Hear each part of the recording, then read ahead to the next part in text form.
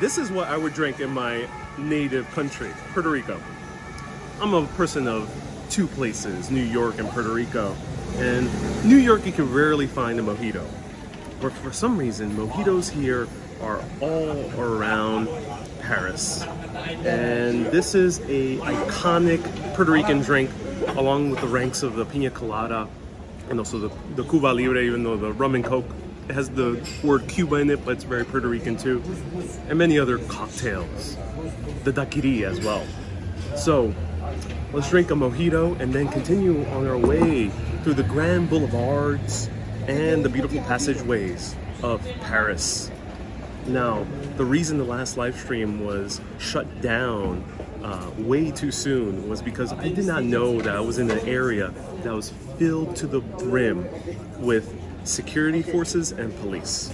So let me show you where I'm at, and then we're going to continue walking around as we sip on this cocktail.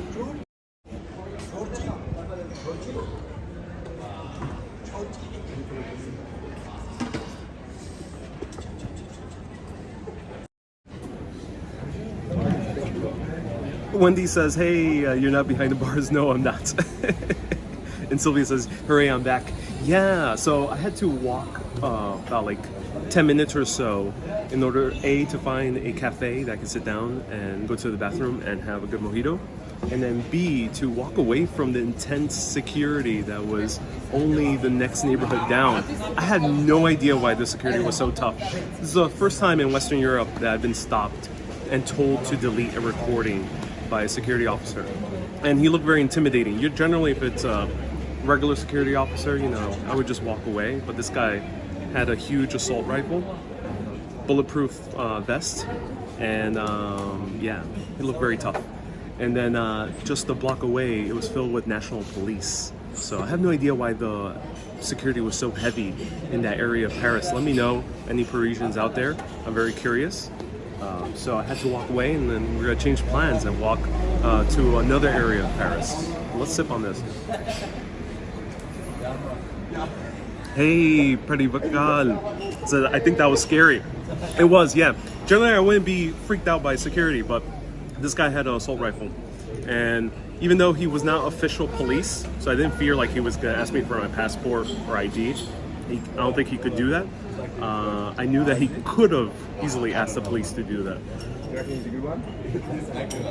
Edgar, nice to see you here. Welcome. Saludos de Puerto Rico. Estoy tomando un cóctel clásico de Puerto Rico, el mojito. Aquí se puede conseguir mojito casi por todo París, incluyendo también la piña colada. So you can find mojitos here all around Paris. And Melody says, just another urbanist adventure. Yeah.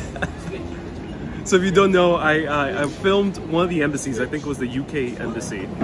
And the guy, security guy with the huge assault rifle, asked me to stop filming and to delete the video. He was very calm. And that's part of why I was unsettled, that I knew he was serious. Yeah, you can take it. Yeah. I knew he was serious. So that's what happened, and I decided to delete the video and just walk away. And as I was walking away, there was more and more huge truckfuls of national police. And yeah, it was intense. And I think something happened because earlier in the day I was in the 4th arrondissement, and the same thing, there was truckloads of national police. So there must be some type of alert or some type of diplomatic arrival.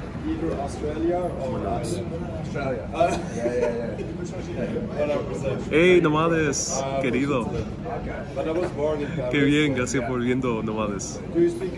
Max, nice to see you here. Welcome to the live video. Max says you were French toast. Or Mess says I was French toast. Indeed I was, yeah. Gwen says, yeah, they're very security conscious. Yeah, first time in a Western European country or North America. Never had anything that intense before. I know that's more expected in other countries. Wendy says, was he nervous? Not so much, but because the guy was calm, he seemed professional. Not so much, but I knew that they were serious. And the drink looks delicious. Yep, lime, soda, rum, mint, and more lime. So good.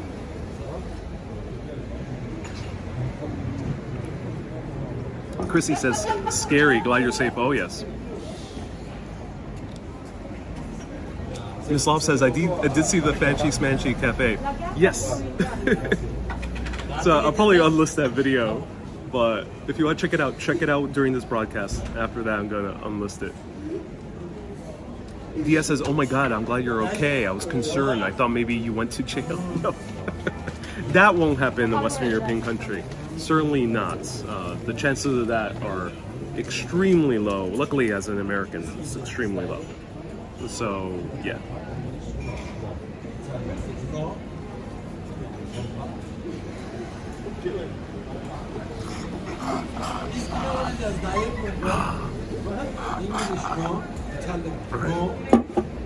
Let's go.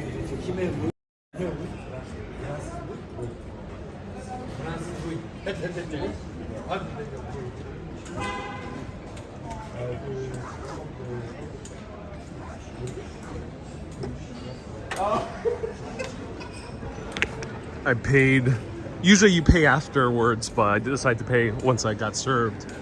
You could do that if you're in a hurry. Just ask them for the La Edición. So I went to Le Colli Pont. It's just a tobacco shop, and these guys are screaming. It's just a tobacco shop with a bar. It's really cool. So this is a very casual area to drink. And let's continue this way.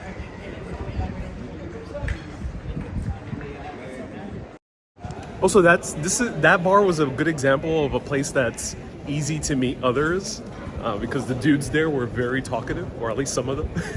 Others weren't so talkative. But yeah, it's a good place to meet other people in these type of very crowded bars, cafes. Hey, bonsoir. I mean, bonjour. Bonjour. It's been difficult to get nowhere, says Maureen. Oh no, Maureen. Do feel better.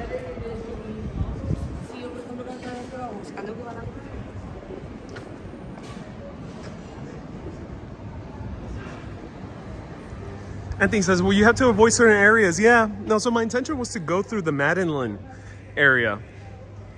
I won't be able to go through that area. There was barricades as I was walking out.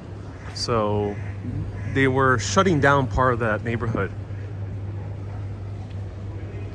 Miss Love says, you're going to attract attention, that get up. Indeed I do, but we're in a super touristy city, so it is, people already kind of expect people vlogging or using cameras. This is the most touristy city in the world, so there's probably a lot more vloggers out here than one would think.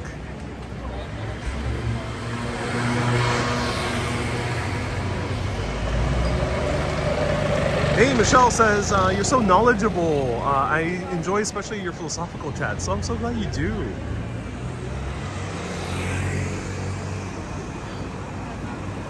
Oh, Paris is so beautiful. Everywhere you walk, beauty, beauty, beauty. Michelle asks, are you going to do a Paris Open bus tour?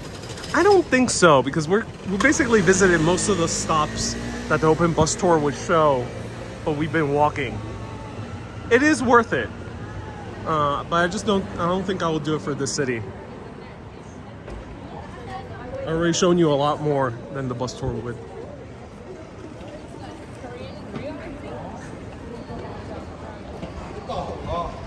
Bagel says, from night to day. yeah, it was a good night broadcast yesterday.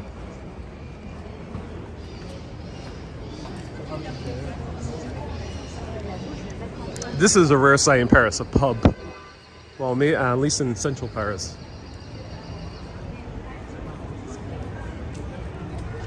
Wendy says, please ask the music question I asked on Patreon. The song that I play usually in going to cafes is called Coffee Break. It's from the Urbanist original album.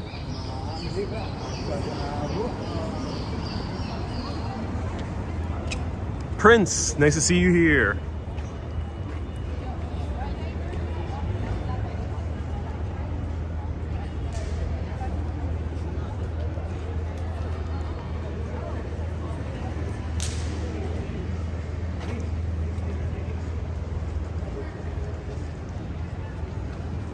Hey, Isabel says the steps in midnight Paris are located at the Iglesia Saint-Étienne du Mont de Paris. If you have the chance to go. Ooh, I will look into that. Thank you so much for letting me know. I'll find out where they are located. Charlotte says, I need a little bit of Edith Piaf here. Athena, nice to see you here. Welcome. Thank you again for sponsoring the dinner stream part yesterday. Oh, not me.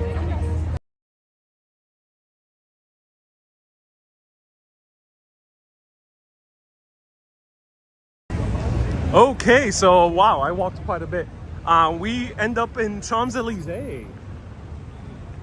Cue the music by Joe Dassin, Champs-Élysées. It's a wonderful, wonderful song.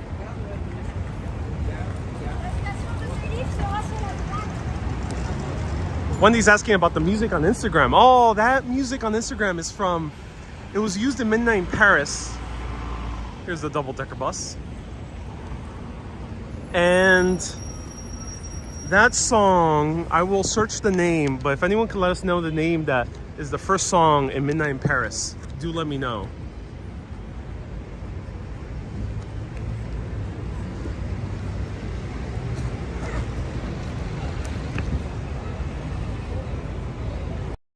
And we're walking through a very crowded touristy area, haven for pickpockets, so I'm gonna put my wallet deep into my bag, so I don't need to pay attention to it. Well, I do, pro tip, you know, if you're walking around and don't want to always go into your wallet, just put some cash into your pocket. If you lose that, you lose that, but the wallet is most important. All right.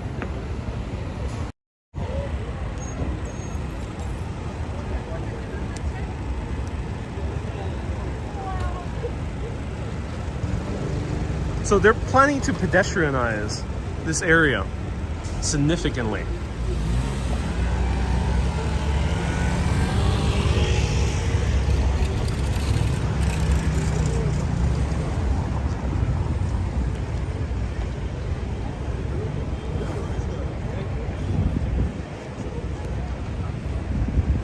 And there's people riding scooters, which are so much fun. So pro tip, a lot of these streets have scooter paths right here, scooter/bike paths. You can scoot anywhere on the bike path. You can't scoot or bike on the sidewalk. And I've seen almost no one do it. So they probably do give tickets. So we've walked towards the Arc de Triomphe. But today we're walking the opposite way. We already visited the Louvre before, so we're gonna see the things in between both of them. Guys, saying hello. Justin says 4K. Justin, this is beyond 4K. We are at a number that cannot be calculated in terms of the quality that I provide in both entertainment and visual quality. This is infinite K.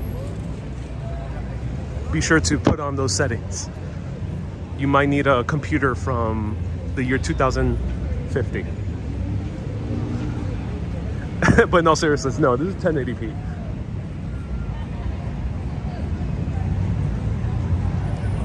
Thank you so much, Isabel. So Wendy and everyone asking, the songs I've been using a lot on my short videos on Facebook and TikTok is this one.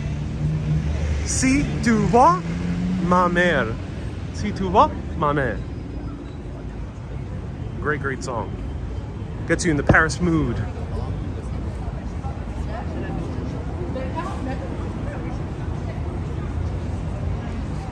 Ron, thank you so much for the stars. I appreciate you. Ron, you're a star for sending stars. Thank you so much.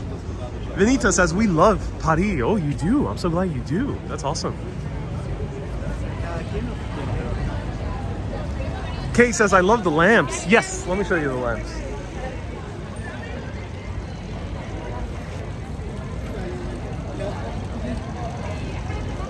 Are there gypsies around Paris?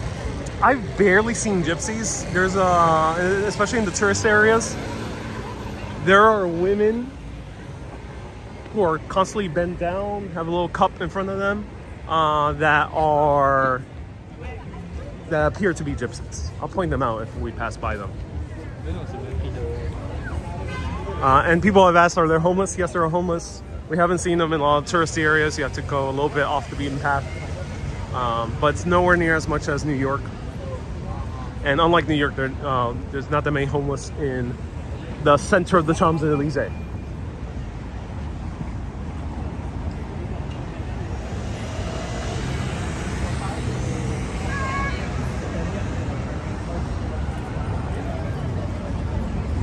Teresa says, have you gone to any cemeteries in Paris? Not yet.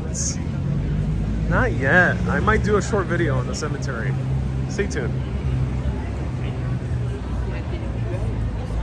But I did visit Père Lachaise last year. I think it's on the Urbanist bonus page channel on YouTube. So search Père Lachaise Urbanist on YouTube.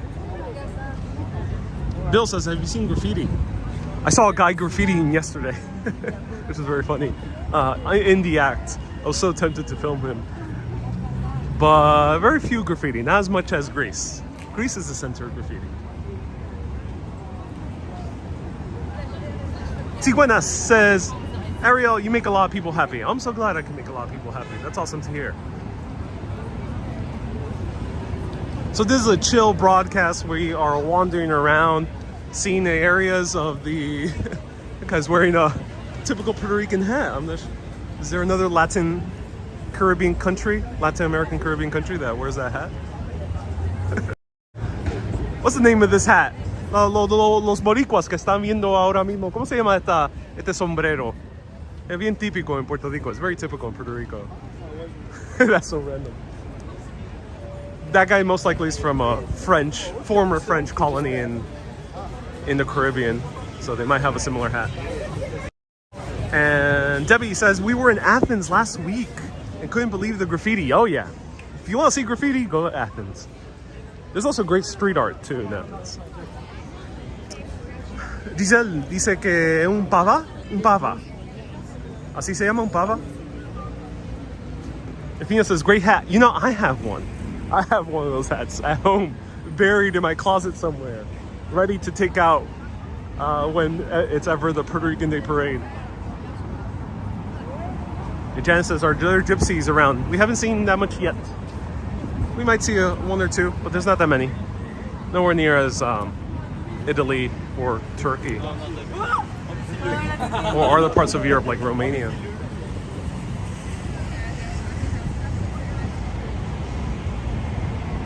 Tant says, am I on Instagram? Yes, Urbanist Live. Same as my Facebook. All right, let's look more at the plaza before we continue walking. Zach says, how many languages do you speak? I only speak 2 languages fluently, English and Spanish, español. Hablo solo 2 lenguajes fluentemente, inglés y español. However, I do know how to say hi in many other languages. I know a few words in Italian, in Tagalog, which is the Filipino language, the main one. I know how to say hi in like Korean. How many accents do you speak? Says John. I can only do accents in Spanish. So I can't really... I'm not that good in doing the accents in English.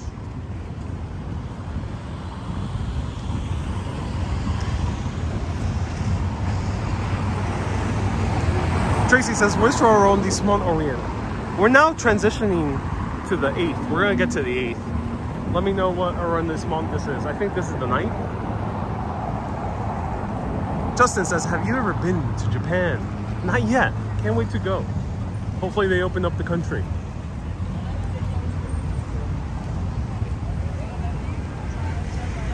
Pericival says, Mabue. What does Mabue mean? Kumusta ka? Magandang apo.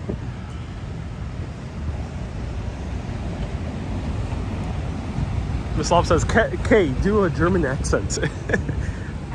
I can only do Latin American accents in Spanish.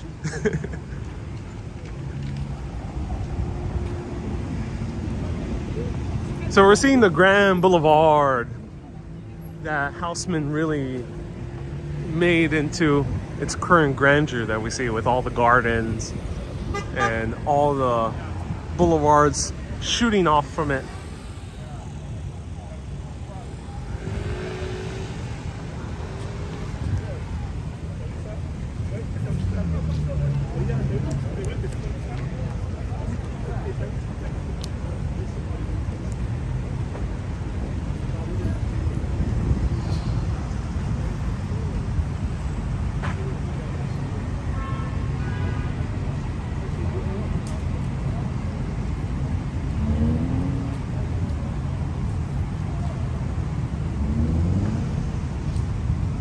Hey Matt, nice to see you here. Welcome. Do I speak Hebrew? No, I do not. Janet, as I mentioned, there's barely any gypsies. Veronica says, I'm so loving France and seeing the best of different areas. It's a very European city. So by all means, I've only explored the central part of France. There's the central part of Paris. There's so much more to this city. For a tourist, we're seeing basically everything a tourist would see. But if you want to immerse yourself in the culture more, there's a lot of other cooler areas of Paris too that I think are worth visiting. They're not as pretty as we're seeing right now. Let me cross over here. But they definitely have cool vibes and cafes, and some of them have really cool history.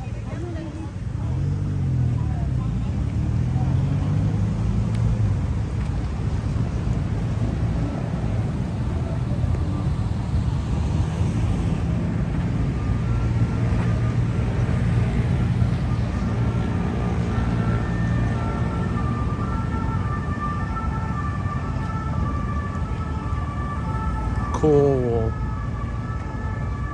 lamppost.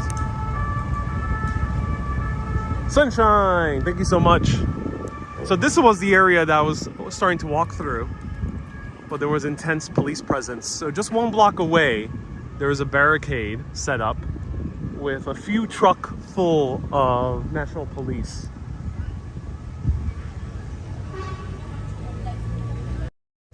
Veronica says, are there any mountainous regions in Paris? Paris is a fairly small city. It's about the same size as Brooklyn. And no, there's no mountains in Paris. There's a big hill, which is Montmartre, which was the very first live stream. Really cool area to visit in Paris, especially on your first day, actually. It's the most stereotypical Paris neighborhood of Paris. And then B, it has a few cool landmarks with amazing views of the entire city. And then if anyone's Parisian, let me know, why is there such heavy security down there? And if anyone's tuned into Parisian news, let me know, was there some type of threat or something like that? Wendy says, were you awake early? I woke up at like 10 a.m.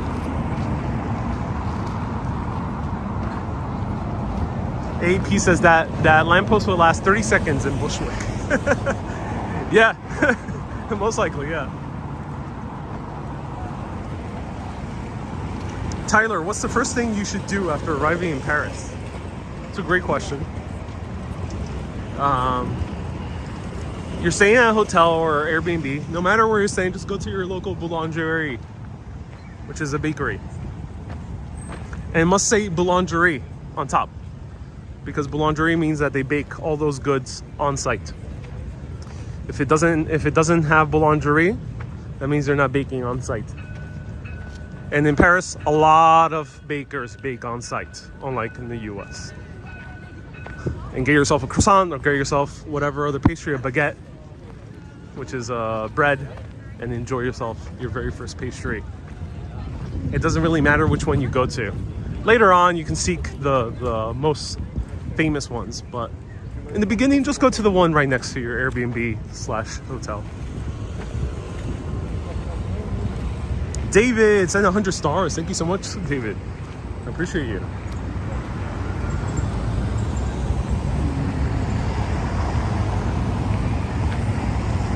Tina says you could get beer at McDonald's in Paris. You can get beer basically anywhere, yeah.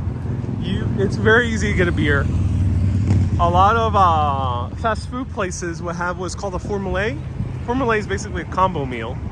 And the combo meal comes with a free drink, or a drink included.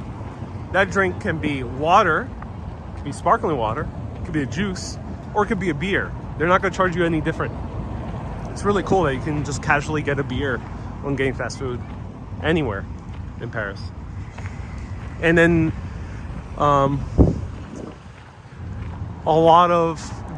there's a lot of grocery stores or like beer stores. You can just buy beer and then drink outside. You can sit at the bench and drink, as far as I know. Tracy says, I'm Sunshine Miami on YouTube. Hey, thank you so much for tuning in on both platforms. I appreciate you. So we're gonna go in for a long walk because this is a long boulevard. Enjoy the trees and the people watching.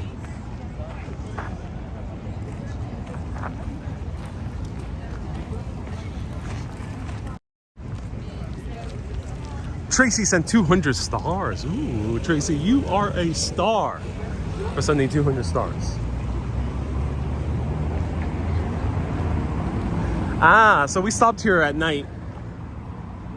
The other night. This is the Royal Palace, or not the Royal Palace, but the palace, the main palace, and the Petite Palace, the small palace.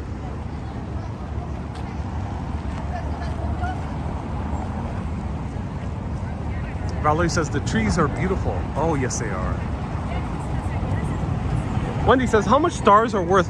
It's about equivalent of $1 for every 100 stars. That's about the price. In pounds, you can think of it as 150. I mean, 75 pounds to about 100 stars.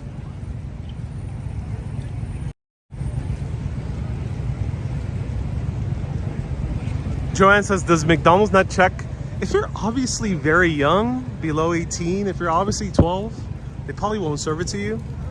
I'm not sure what the laws or the penalties are for serving a minor, but the drinking age here is 18. So I assume they're not that strict. And here's a beautiful area to grab some crepes and ice cream. Maureen says, enjoy your dinner tonight. Thank you so much, Maureen. I appreciate that. Hope you're feeling better.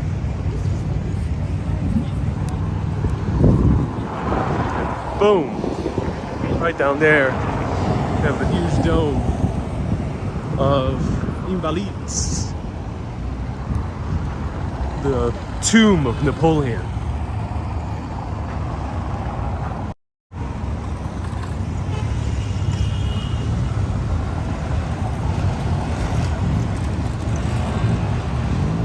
Texas says, because of my night, you listen to the Amelie soundtrack. Oh, how do you enjoy it?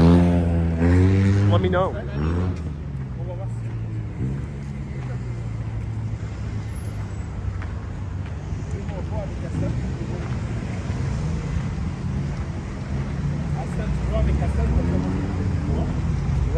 AP says, I once had a Royale with cheese. Oh, yes. Royale with cheese. Which is at McDonald's.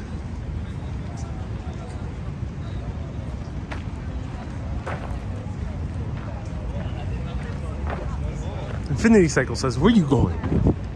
We're wandering the streets of Paris, the grand boulevards, and soon the hidden passageways. We're going to try to find them. But first, let's see this pavilion.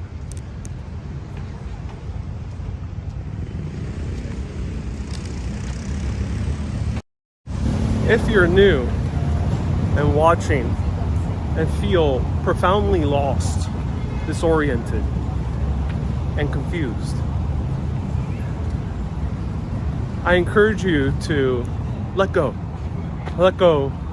of needing to know exactly where I'm located. Because when you're wandering around, yeah, you can always pop up your Google Maps, but I would encourage you to just leave it in your pocket. It's okay to wander around and not know where you're at. because you end up finding cool things. It's okay to go off the beaten path, especially in a city like Paris. There's other cities like it that are very safe in many directions you walk. New York, London, Rome. It's okay. If you want to see videos where they show you precise directions, there's a whole host of videos on YouTube where you can actually watch those videos afterwards and get a sense of exactly where I walked, because they point out the directions. And then there's other live streamers that cover the history of Paris in detail, and they're very organized and only about 40 minutes long. And those are people like French Fry in Paris. He's one of them. He does a really, really good job. Highly recommend it. If you want to like really know, he tells you exactly where he's walking. He tells you exactly what he's covering. He tells you the name of the streets and the boulevards and everything like that.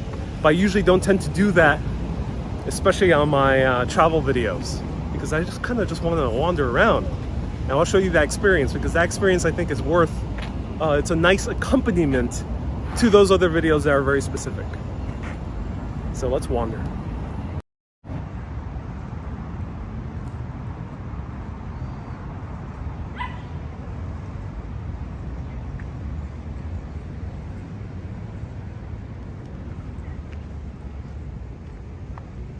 This is a beautiful little building.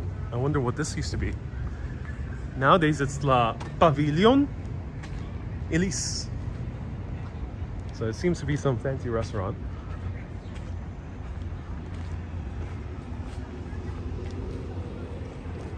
And this is the backside. There's not much here to see in the backside.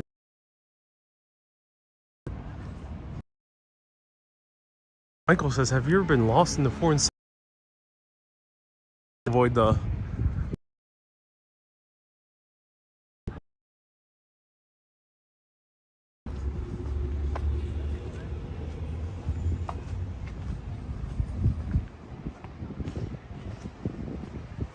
John W says wandering around is a lot more fun. It is indeed, yes.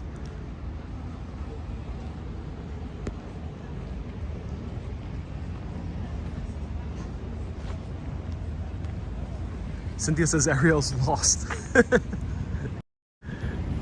Another thing is that you generally can, especially if you, the more you walk, the general idea of you know where you're at.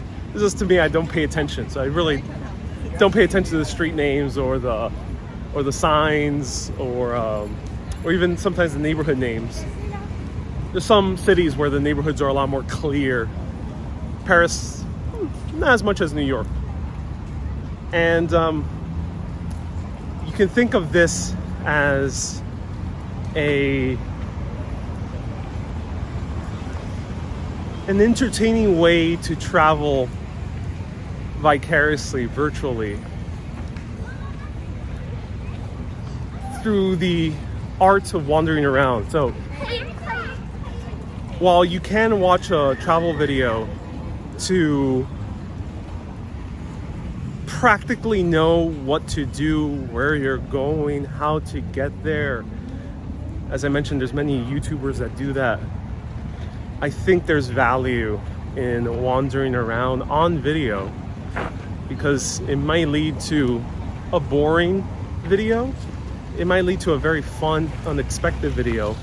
And usually it's always a mix in any given video. And that's life. That's going to be real travel. Real travel is not edited like a YouTube vlog. YouTube vlogs are fun, but I want to show you a little bit of extra realness. So let's continue. Onward. And upward? No, we can't go up. Onward.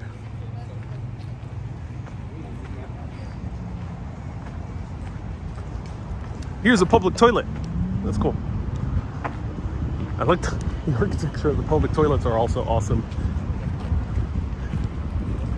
I think we as an American society needs to start putting more thought into our architecture, because even the architecture of a public toilet looks cool. Look at that.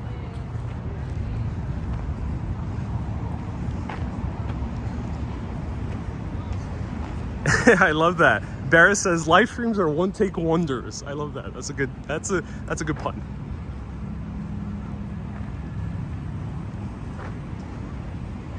Paris neighborhoods are clearly defined, says Paul. You find that to be the case? I don't find it to be so much the case. I would assume they're clearly defined on the map, but walking around, the experience of walking around, I can't truly tell you the difference of the neighborhoods by the mere act of walking around and paying attention to the architecture. It's a lot more obvious in New York. It's a lot more obvious to see the difference between East Village and Soho in New York than it is from the 1st arrondissement to the 8th arrondissement. Of course, there's landmarks, and that way you can tell. And then once you start getting outside the center touristy areas, it's also kind of a bit difficult. How do you tell the difference between the 20th and the 19th?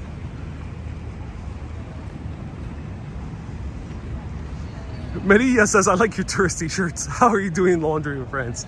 Yeah, I've been staying at locations where there's access to laundry, to a washer. In Europe, you won't find too many dryers, so don't expect dryers, but all I need is a washer. The thing that needs most washing is, in my opinion, undergarments and socks. You have to wash that, I think, every day. I mean, every use.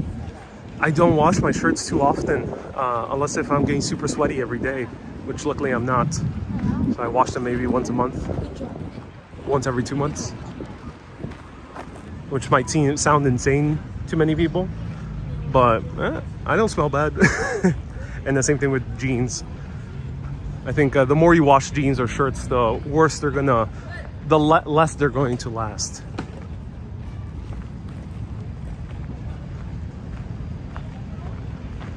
And the more rattier they're going to look faster. So if you wash your shirt after every use, it's going to look very ratty, very ragged very soon. Lauren says you should only wash your jeans every few months. Yeah, I mean, I do a lot of walking, and then depending on the weather, if it's summer or if I'm going to muddier areas, hint hint, then it might merit washing just a little bit more often. So yeah, pro tip, if you're traveling like I do, week at a time, 2 weeks at a time, stay at Airbnb or find yourself a nice hotel that has a washer or a laundry room.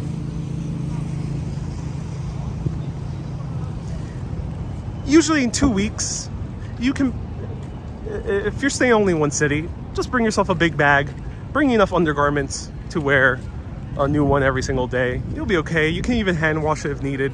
You can bring like 7 of them. If you're staying 14 days, bring 7 of them. Hand wash them in the sink, because you can easily buy detergent anywhere in any country you visit, in Europe at least, and in North America. Hand wash them, hang them to dry, and then boom, you have undergarments for 2 weeks. So you probably won't need to go to the laundry if you're only traveling for 2 weeks. It starts getting to be the case if it's a month, 2 months, 3 months.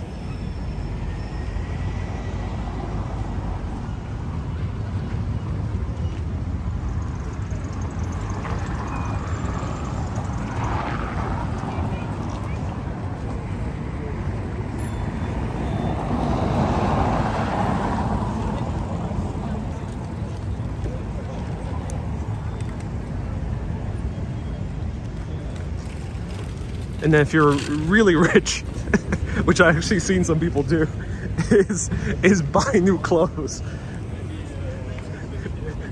It's dirty? Okay, just buy an entire new wardrobe. Hey, Lala, nice to see you here. We are right now at Place de Concorde, here in Paris. And it's gigantic. It's a massive plaza.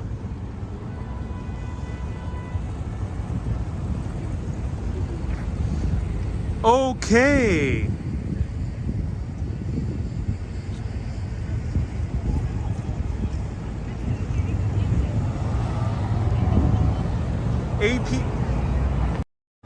AAP is saying that Europe is under alert 5. What does that mean? They're very high alert. That might explain the incidents earlier. That's interesting. I travel with less expensive items and leave a lot of them behind. You can do that too. Yeah, you can do that too. Depends on your tolerance for leaving stuff behind, but yeah, you can do that too. You can pack things that you can throw away, especially if you have like a shirt that's on the verge of being thrown away.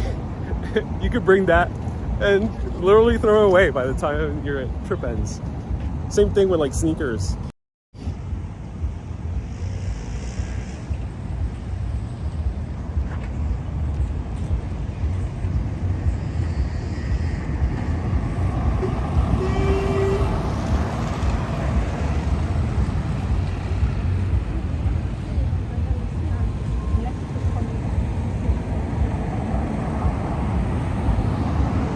I gotta go to some shade.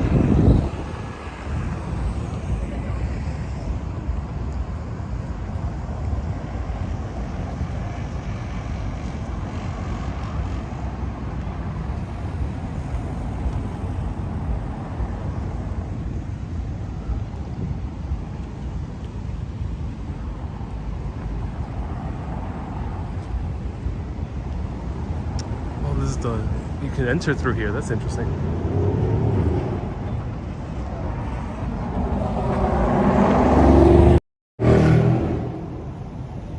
Right now, Place de Concorde means the plaza of friendliness, of camaraderie, of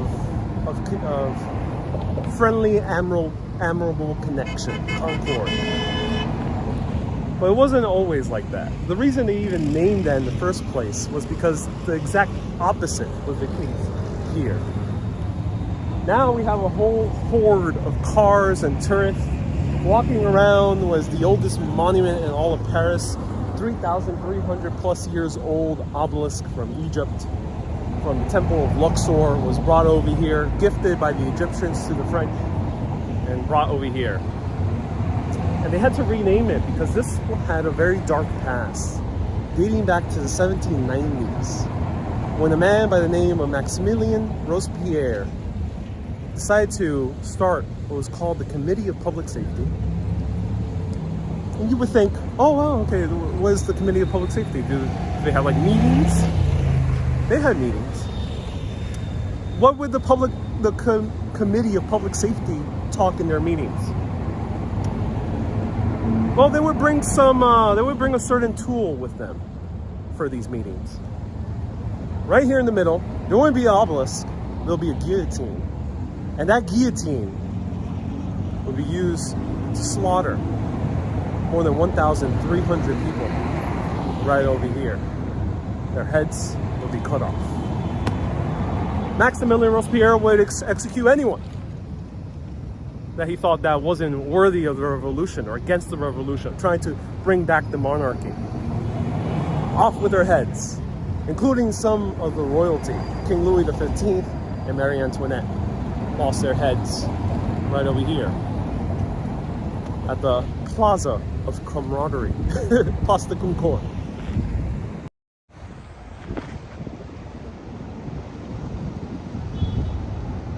Girl in the curl says, wow, you're standing there. I am.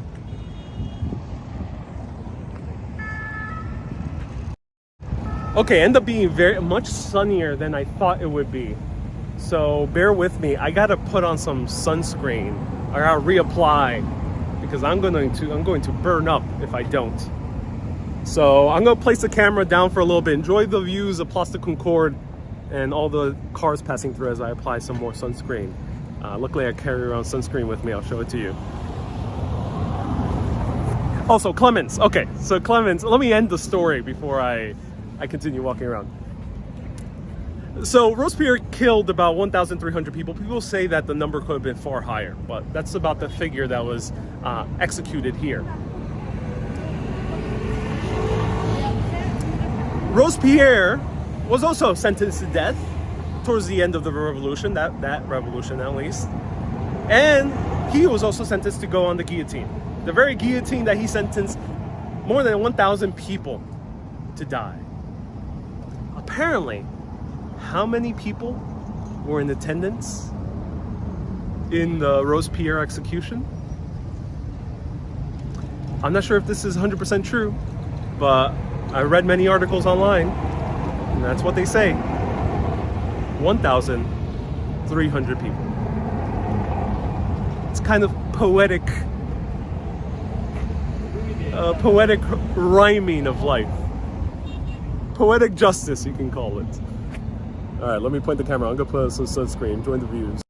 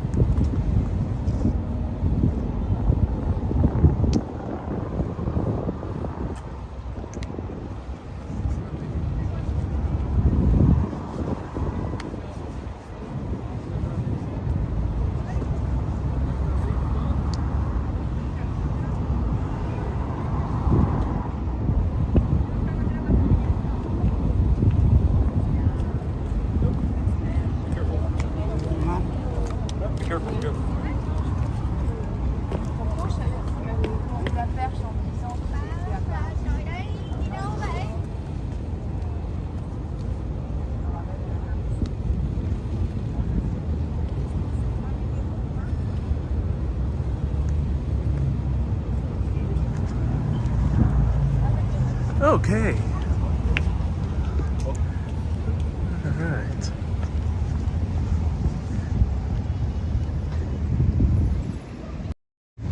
Okay, so I got sunscreen. And the huge family just almost walked directly into the gimbal. All right, let's continue walking through. I think they were Filipinos. There's a lot of Filipino tourists in a lot of places.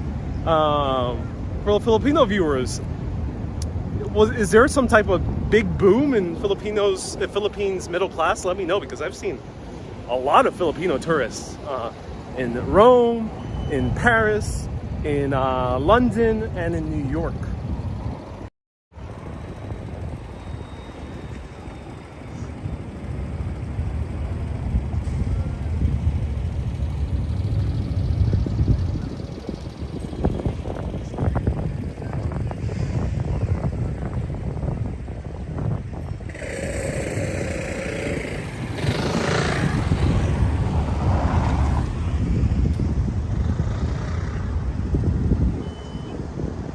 Ron says many of them also work here. Okay. I assume sometimes they're tourists because they're nicely dressed and they're kind of wandering around with a huge family and they have cameras. Betty Sival says yes, there is.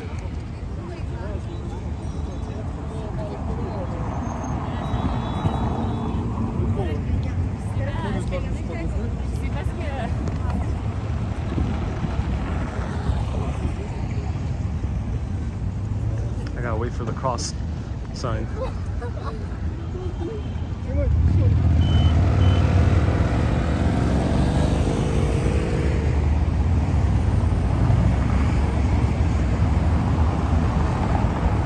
Girl in the Curl says, yeah, it's a cultural thing to say they have visited Paris. Oh, okay, cool. That's awesome.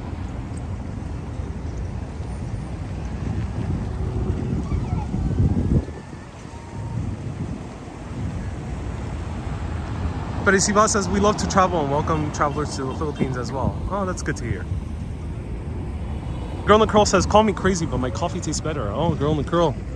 That's what happens when you watch Urbanist. Suddenly coffee tastes better. Wendy says, you need a hat. Yeah, I maybe do. Especially in this area where we don't have trees. But we're going to see trees soon, luckily. Len says, Filipinos love to travel, especially around Europe. Oh, yeah. Hope you can visit the Philippines soon. Let me know. Is it open? Is it open now to tourism?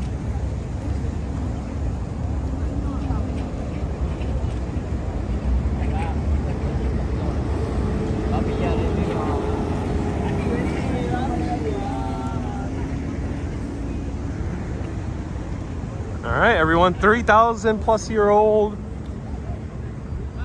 13th century BC monument in the middle of Paris. Perfectly aligned with the Champs-Élysées, but not perfectly aligned with the building that is beyond the Élysées à la Défense. Jay says, what color are taxis in Paris? Black. So they have this huge boulevard that's perfectly aligned also with the Louvre. We're gonna see that soon.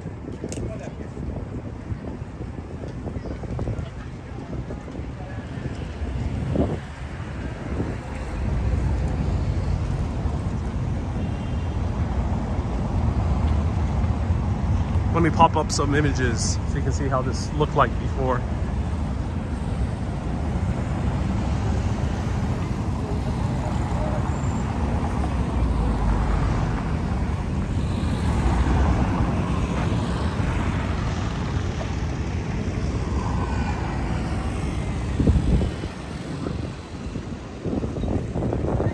So this is where we're standing right now.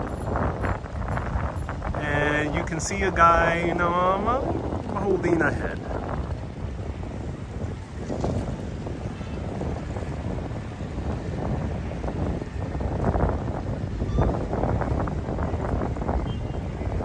You can say that these revolutionaries went head first into the revolution.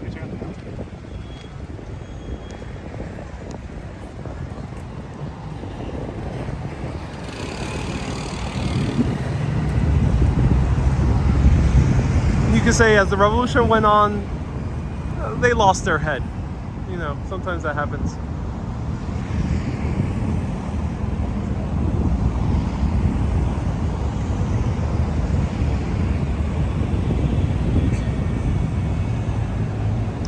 AP says Maximilian Robespierre, maybe, yeah, he quite got a head start in the revolution.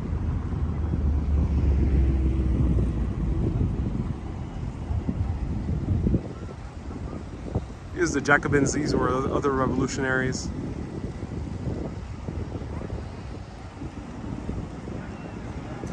And this is the real life guillotine right here. You know, I think sometimes in the revolution you have to cut your losses and just have peace.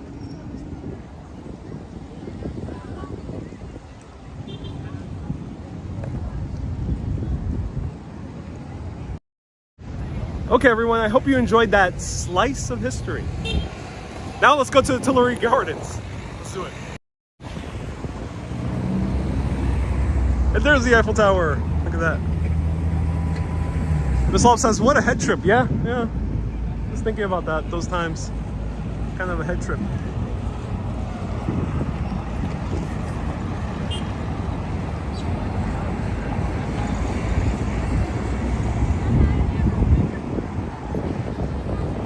Texas Rose, and a few others have said, you are on a roll.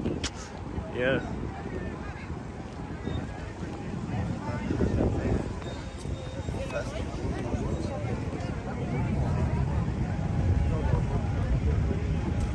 Keep the puns coming. You know, I don't want to punish you too much with the puns. Okay, ladies and gentlemen?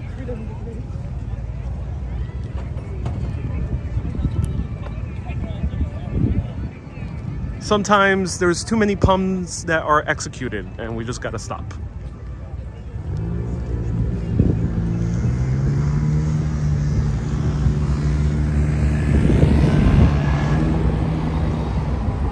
So please, no one revolt. We're gonna move away from this site. Oh, okay, one thing. This is also a massive, gigantic clock. How can we see the clock? Somewhere we can see the clock. Where are the numbers? So this is a gigantic sundial here, this obelisk. And there used to be markings on the street. I don't see them.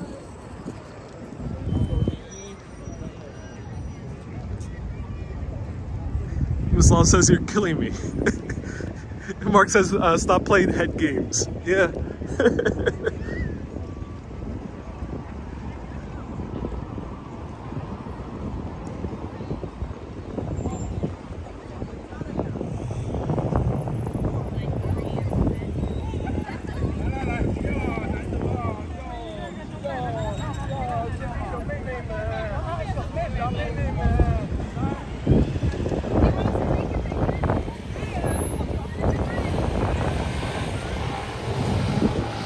Michael says, be careful, don't stick your neck out. I'll try not to.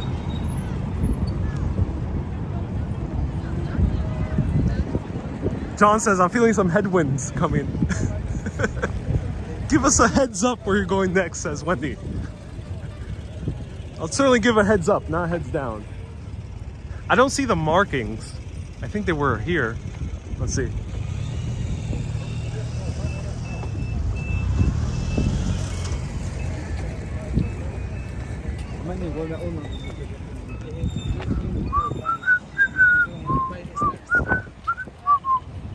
Oh my god, is there a Mr. Softy here in Paris?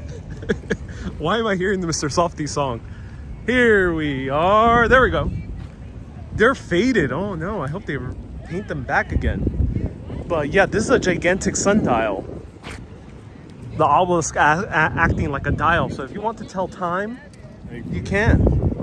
Ladies and gentlemen, you don't need a watch. You don't need your phone. Right here. Tell time just by walking to the Place de Concorde and getting sunburnt. And you can stay ahead of the game of all these tourists. And read time.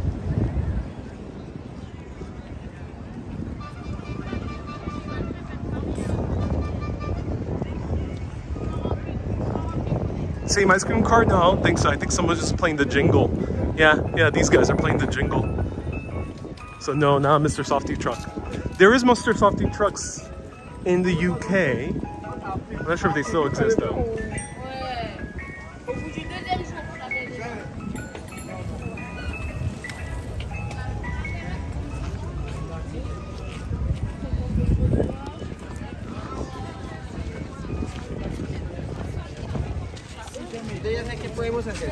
So let's go to the Jardin de Tuileries, the Tuileries Gardens.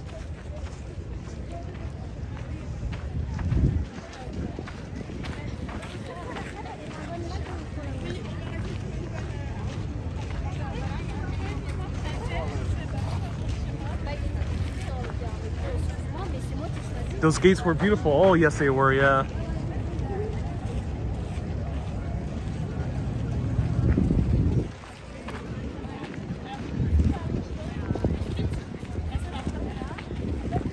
Could someone put some shade over the sun, please? Because it's very hot. Anyone with divine powers that can move clouds, please do. I would appreciate it. Thank you.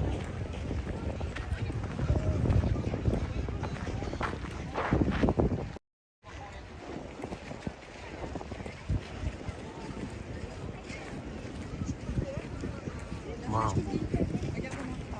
This is one of the most famous locations in Paris. I mean, there's a lot of famous locations in Paris, but this is one of the like 3 or 4 dozen famous locations in Paris.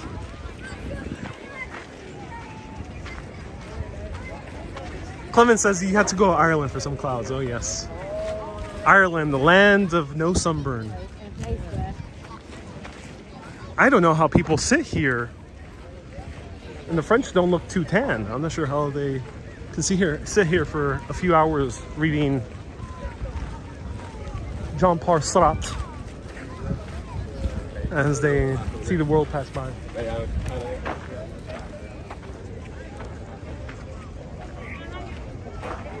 This guy has been sitting in the sun too long that he's starting to get cracked. Look at that.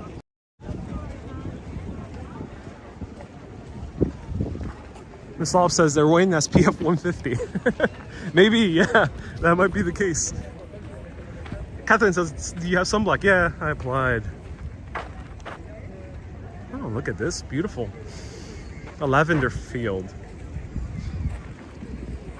Wow.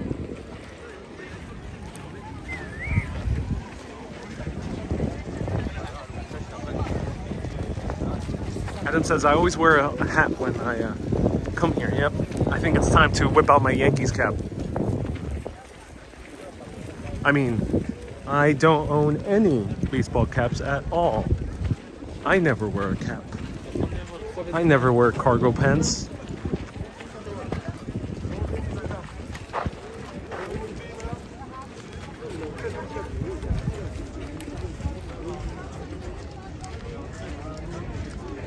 So these are the Jardin. I'm not sure what that means. The Gardens. The Garden's Garden. And I think you need to have tickets ahead of time. Yeah.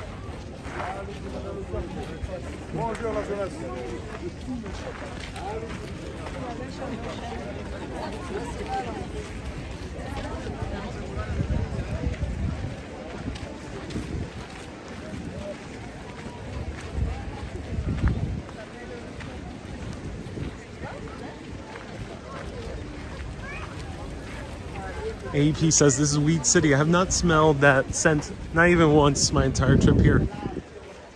It's a bit shocking for such a major city. I have not smelled it once.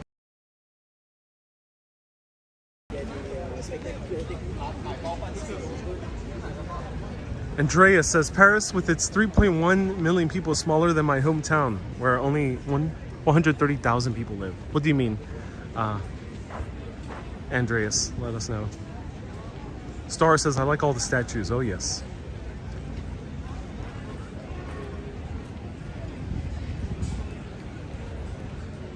I know they had a terrible heat wave last year that killed a lot of people, says Ella. Yeah, if you travel here in July, it could be very, very hot. So do dress accordingly. Today was a good day for shorts.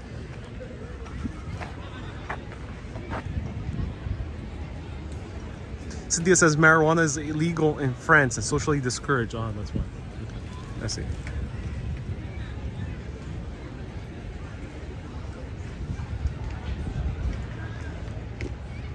So these gardens that we're walking through right now were built during the reign of Catherine de Medici.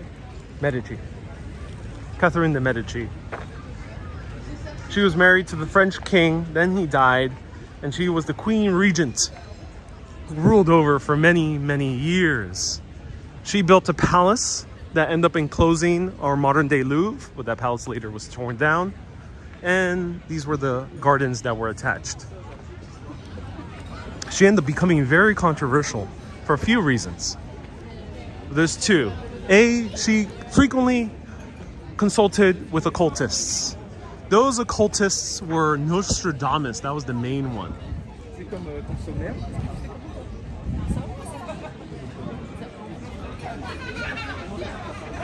Nostradamus was another one. And then this was her son that ended up being mired in controversy.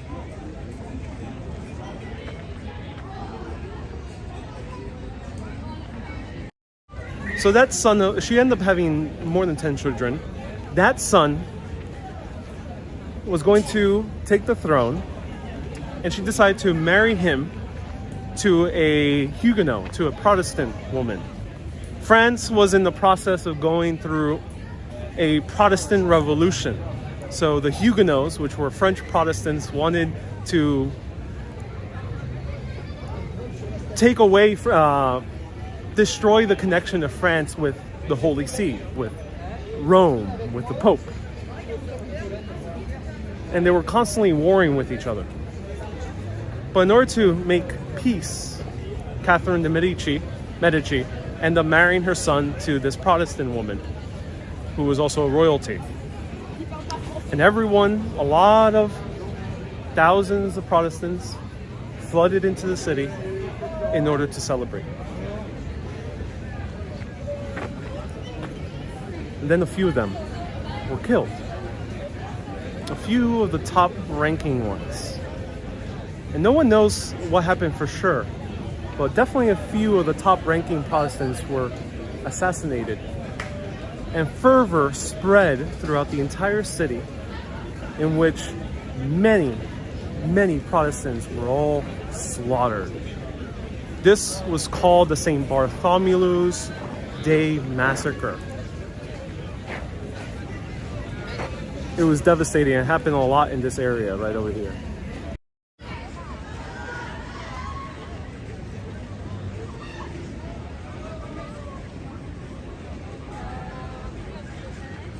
Here's an image.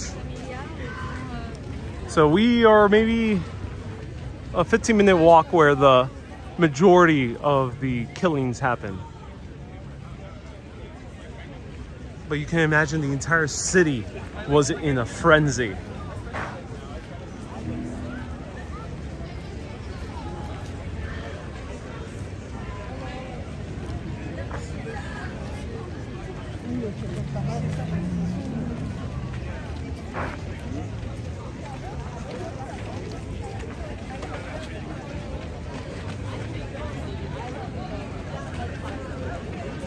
There's a cafe here.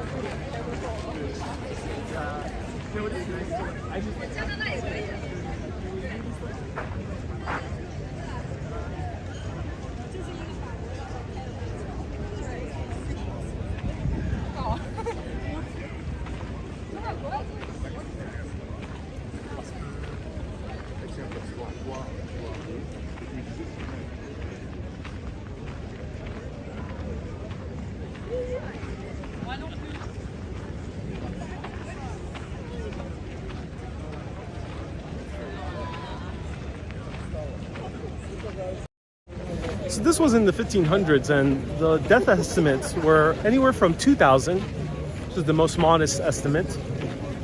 Many of them were hung on the bridges that surrounded Paris and the Seine. To some people even claim 70,000 across the entire country. That's one of the main reasons why there's French Huguenots that end up moving to Spitalfields in London, which I covered in my video about Dennis Sever's house. Check it out. It's on Facebook and TikTok. And patrons have full access to that video where we talk about French Huguenots in London. So you can just imagine that Paris is indeed the city of love and lights. And it's so interesting that it has such a dark history, and yet it doesn't feel like a dark city. And I wonder why. I'm very curious as to why that's the case. I've been to other cities where the history is as dark, like Madrid. I pick on a lot on Madrid, but Madrid to me had a dark history, but also felt a little bit of a kind of a, the energy in Madrid felt a little bit dark too.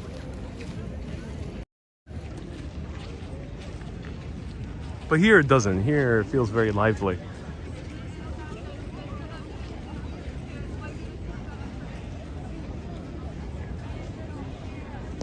Sahel says, how long are you staying in France?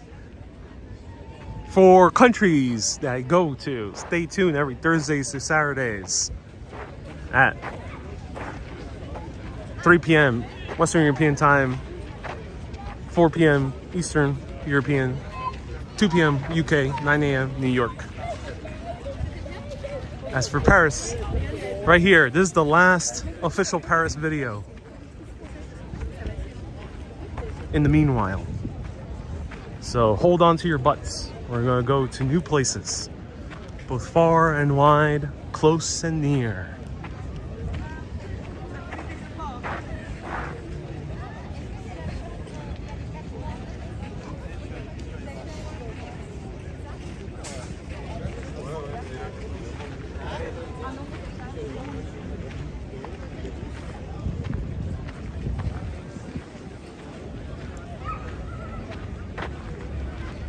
Clement says, interesting, I like Madrid a lot, never got a dark vibe. That's good, maybe I need to give Madrid a second chance.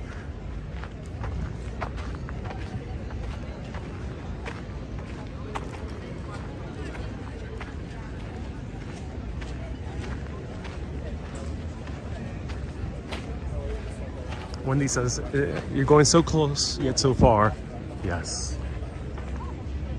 So you can see how a artist like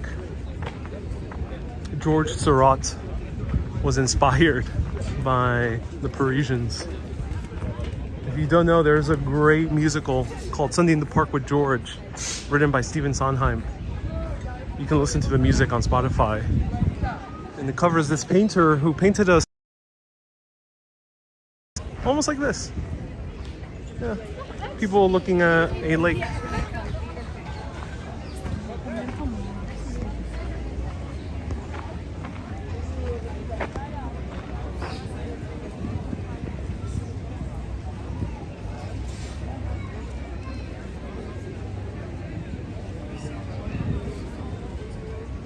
Hey, Catherine says, I have to head it down. Company from Toronto dropping in for lunch. Hey, Catherine, thank you so much for tuning in.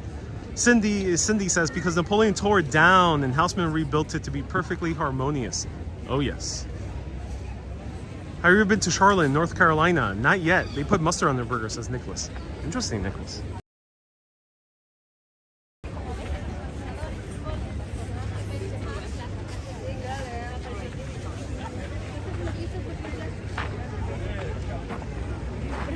Where's George the First? Says Girl in the Curl.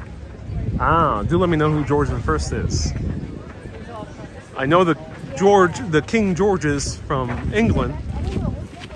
I don't know the King Georges of France. Athena, you're going to sleep. Thank you so much, Athena, for tuning in. I appreciate you.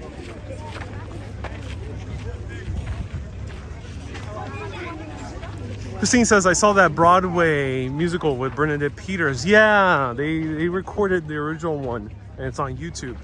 That's awesome that you saw it. Willie says, you must visit Dubai when the weather gets better. I'm sure you're gonna love it. I heard, is it easy to walk in Dubai? I heard it isn't.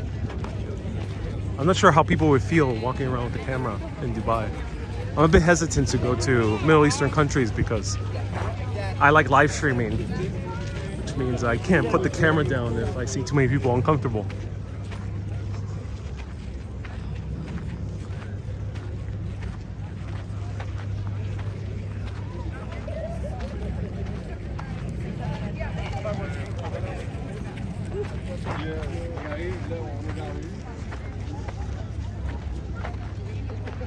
Is the city of Paris an outdoor museum?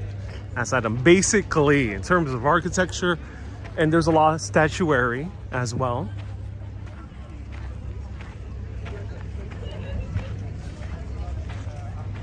Hello, Ariel Vieira. Nice to see you here. Mislav says the chat's suddenly getting very confusing. I'm not sure why.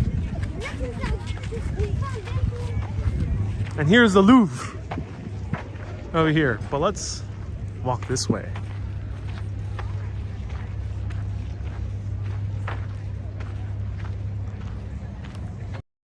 So now we're transitioning to the first arrondissement, and this guy's very smart. Let's try one of the chairs. Let's see if we can find one of the chairs that's empty to give it a bench test.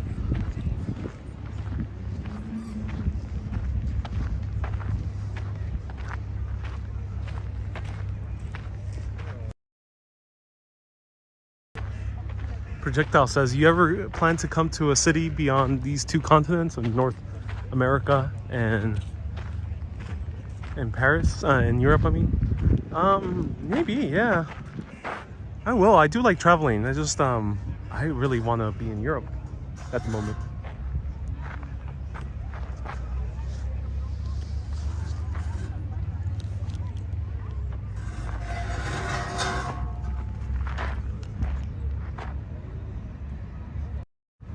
Oh my god, it's so hot. Oh, this is a comfy chair. Oh wow. Ooh. Oh, no wonder the Parisians are sitting down here all the time. There's actual bent in the backside that is perfectly appropriate. Let me show it to you. Right here. Look at that. So it is nice. It's very good for the back. And then here, it's wide enough so you don't feel cramped, especially if you're a bigger person like me, a very tall 5'3" gentleman. And I love that the armrests are actually pretty wide as well, so a lot of people are not going to feel cramped here. It's going to feel pretty spacious. And don't burn your bum. So it's not really that hot at all, actually. Because it's not that hot, the actual chair. But sitting in the sun, oh yes, very hot. So I will give, let me sit down after I fully rate it.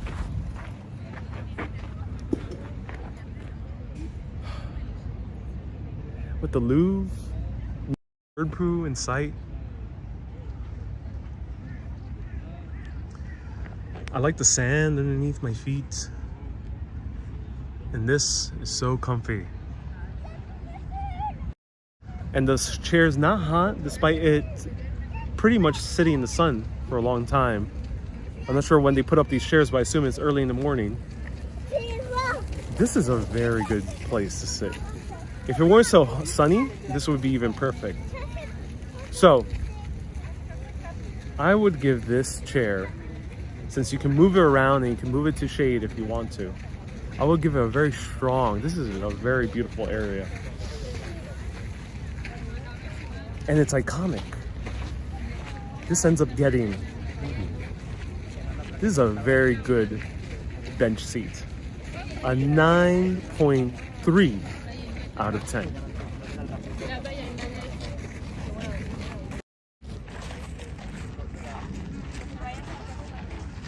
But now I'm burning up, so let's continue walking. Actually, before I do, let me get, there it is. There we go. Let's try more water. Let's try Ocean 52. No plastic water. There's a little story here. It says in 1912, Captain Edward J. Smith sent an SOS in Morse code for an inevitable sinking of the Titanic. Today, the ocean is sending us its own distress signals. Engraved on this can, unlike the Titanic, we have no time to react. Or, actually, unlike the Titanic, we still have time to react. Drink tap water, and only if it's essential, drink water from a can. You know, I kind of disagree with drinking tap water. I do love my spring waters, but I do like that they're serving this in a can. That's nice.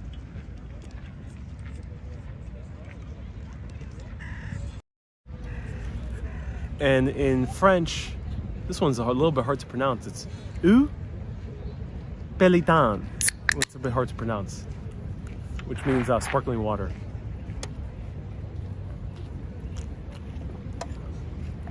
Is it mineral? And it's mineral water, yes. Mineral water. So fresh spring water. Ah. It has a very clean, almost sharp taste to it. Oh wow, that's really good. Okay, gotta go a shade before the camera overheats. That is really good water. I enjoy it.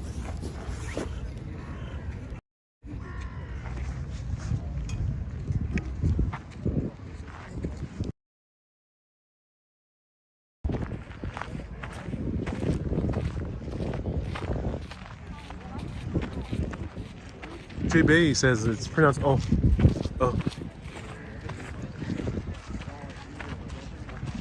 And pronounced pétillant.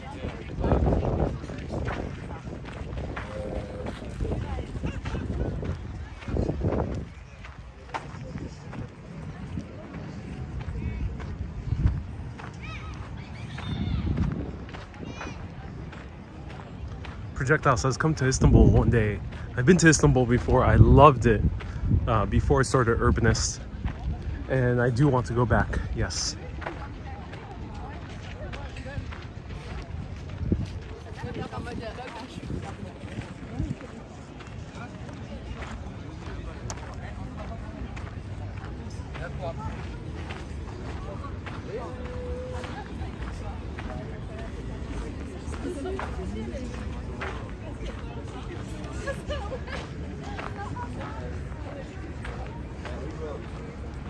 Ron says, one more of that and you're European soon.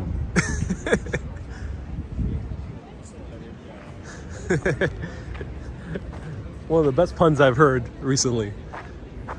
Ah, look at that. That's a good photo.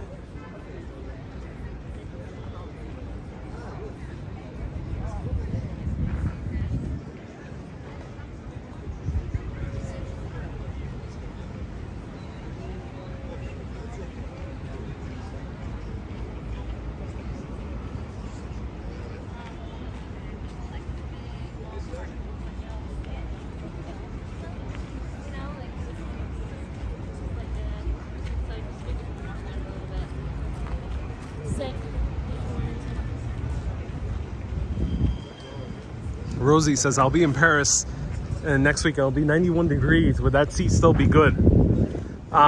Choose one that's in the shade, I would say. Don't miss the Musée d'Orsay, says David. Yes, I did a short live video on the Musée d'Orsay. A lot of people didn't see it because it was a very early broadcast. I was streaming at 9:30 a.m., which is extremely early for most people and late for many North Americans.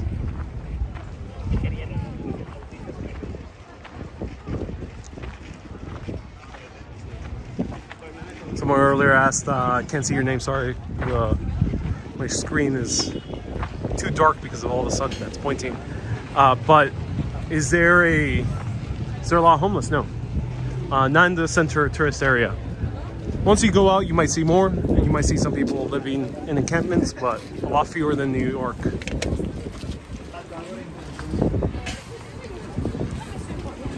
I gotta mute.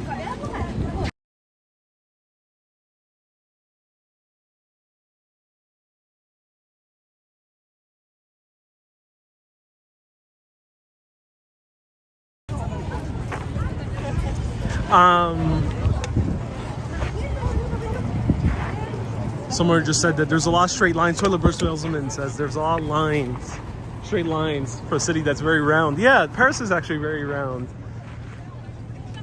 So here we're seeing the end of the Louvre. And we're gonna walk this way.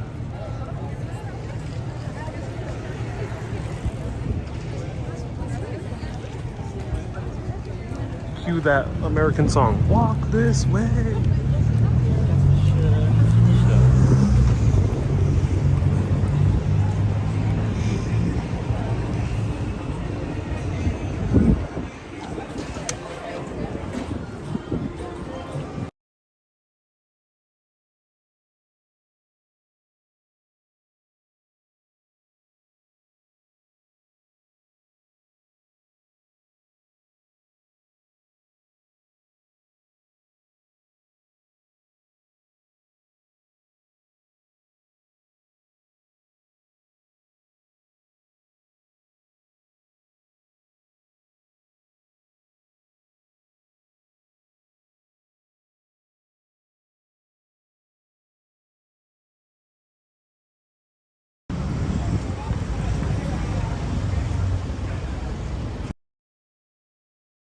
Says, I have not heard people speak French.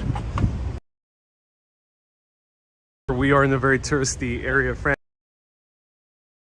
Paris is the most visited city by tourists in the world. Number 2 right now is Thailand, Bangkok. Number 3 should be New York and London. Should be number 4. So take that into account. 79 to 80 million tourists. Right now, of course, because of COVID, Chinese are not here, but you can still assume that it's a whole lot of tourists coming inside. Wow, this is a beautiful store.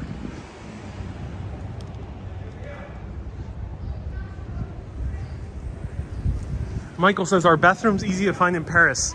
Not so much. There's not as many public bathrooms here, restrooms, toilets, as there are in, oh, cool stuff, bear store. Look at that. There's not that many public toilets here as in London.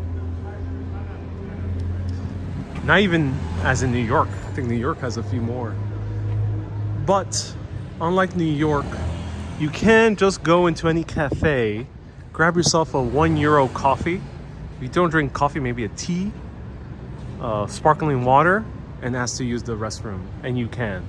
They'll allow you. Which is a difference from New York, where usually they expect you to actually order food. Or if you're going to a bar to order a full cocktail.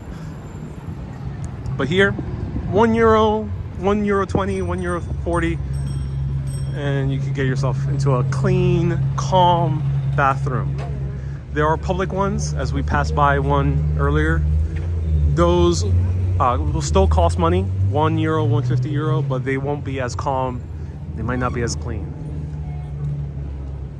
Now, a lot of cafes have a bar area, so you can just walk directly to the bar, order yourself that €1.20 coffee, and ask for the bathroom.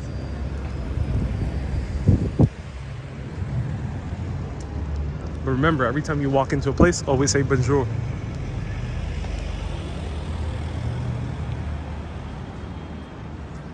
Wendy says, you'd be sad to leave Paris. Oh yes, I mean, Paris is a hell of a way to start this trip. And I'm going to miss it, oh yes.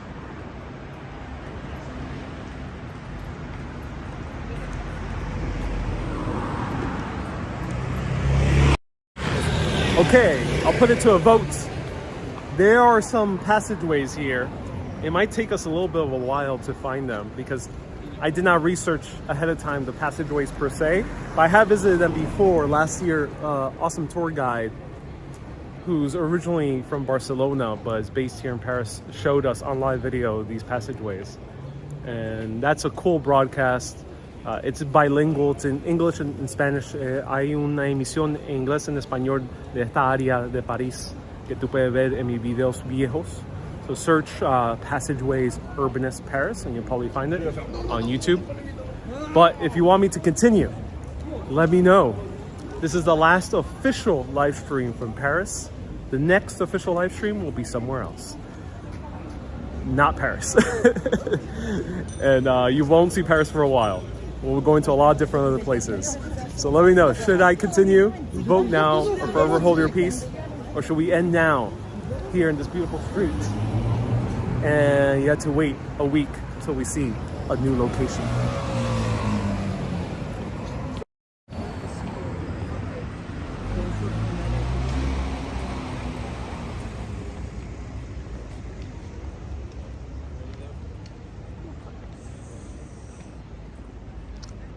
Hey, Jessica says tuning from Thessaloniki. Welcome. I love Thessaloniki. Beautiful city.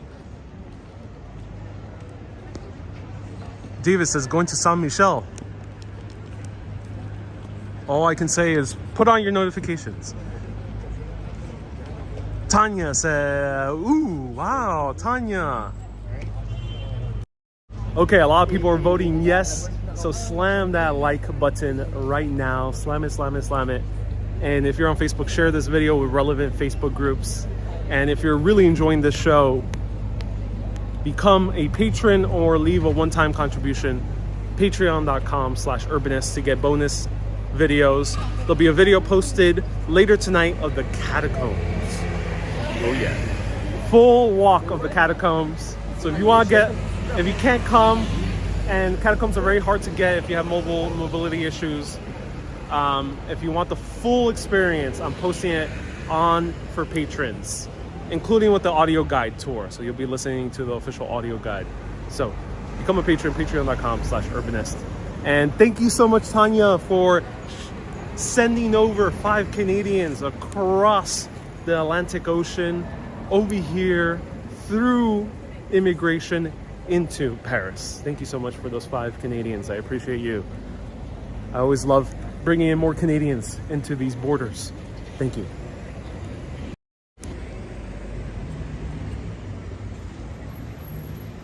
Christine said 500 stars. Thank you so much.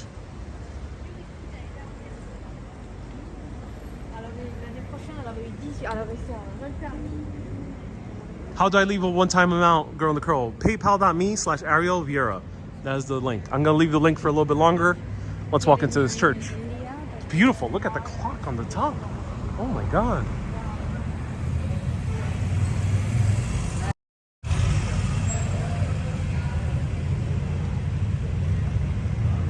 Girl in the Curl says, I would rather give a larger amount. Oh, thank you so much, Girl in the Curl. I do appreciate it. PayPal.me/Ariel Vieira. And if you do leave one, do let me know. Moderators, if anyone mentions that they left a PayPal, do let me know. Please continue. Kay says, Star Party. A lot of people have been leaving stars. Christine. Hisami, thank you so much also for being a mega urbanist. And a lot of other people, thank you so much. Tracy as well. And Christine left a lot of stars. Thank you so much. And this is a star party. Okay, let's walk into this room. Let's check it out. We are continuing this adventure in Paris. The last official live stream of Paris for summer 2022.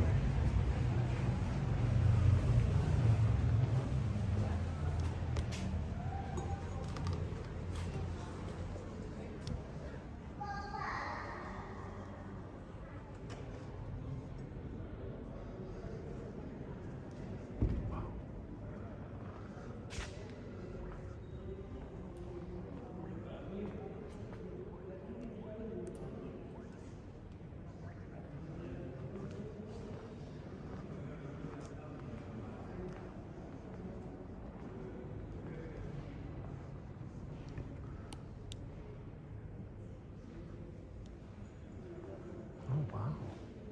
This reminds me a lot of Rome's churches with all the paintings.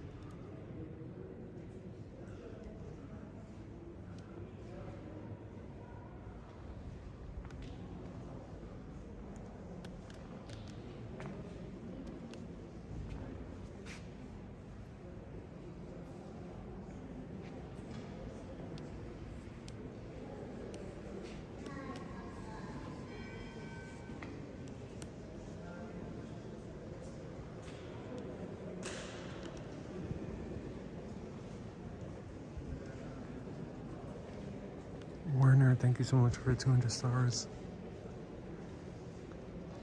Olga, thank you so much for 50 stars. Isabel, thank you as well. Christine, thank you so much for the 200, 400 more stars.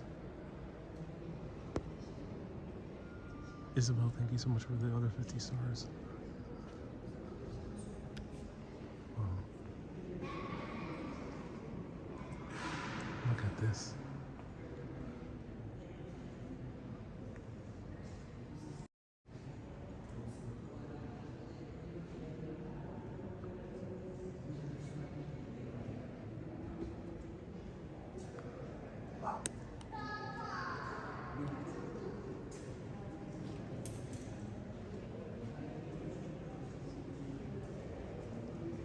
Isabel, so thank you so much for being a mega urbanist.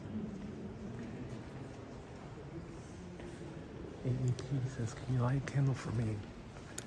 AEP, what would you like to dedicate it to?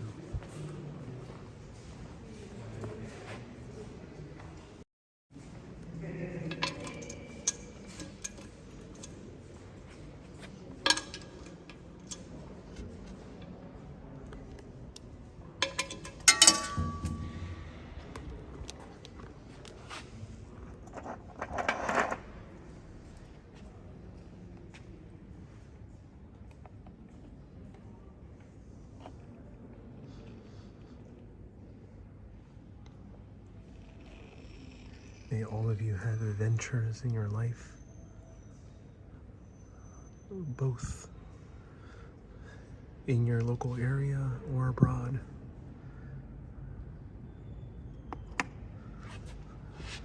Both in your inner lives and your outer lives. Lorraine, thank you so much for the 500 stars. And Beatrice as well.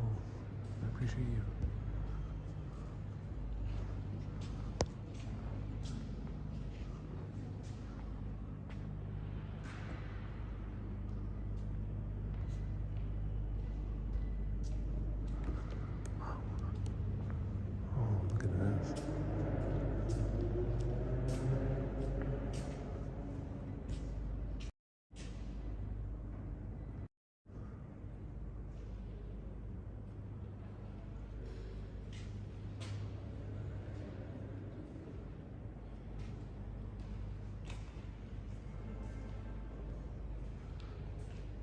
Thank you so much for 200 stars.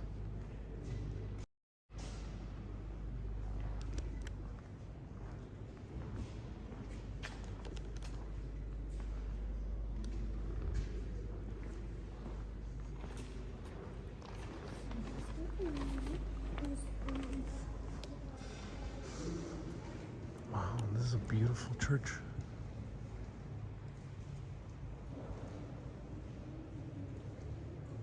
He says they all passed away from cancer. I miss them terribly. My heart crushed. Oh no, AB. My condolences. Were they friends or family?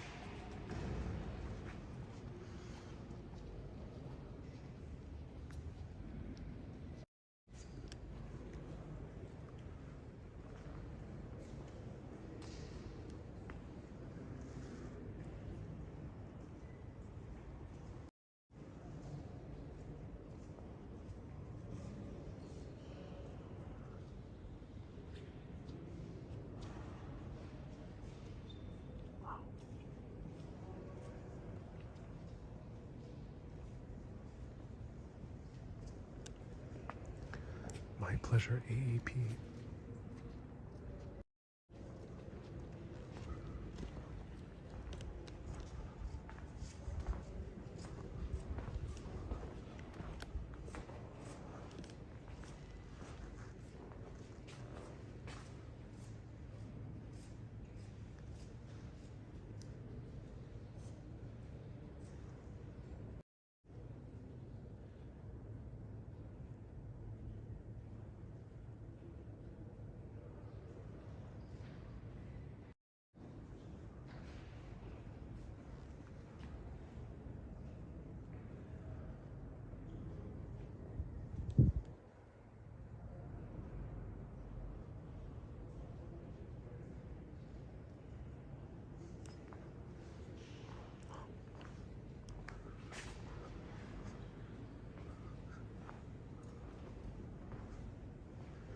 Wow, Isabel said 1,150 stars. Thank you so much.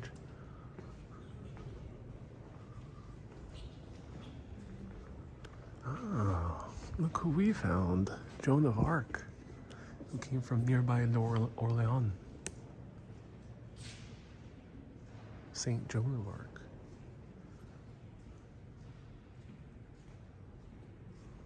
Wow. Teresa, thank you so much for the stars as well. A lot of people with the sending stars, thank you so much.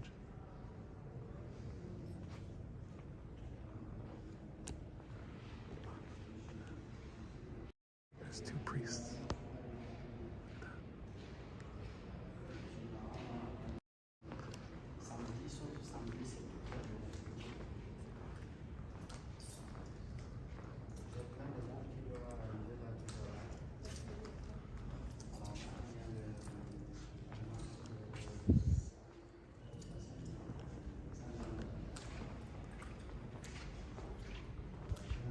Oh my God, what?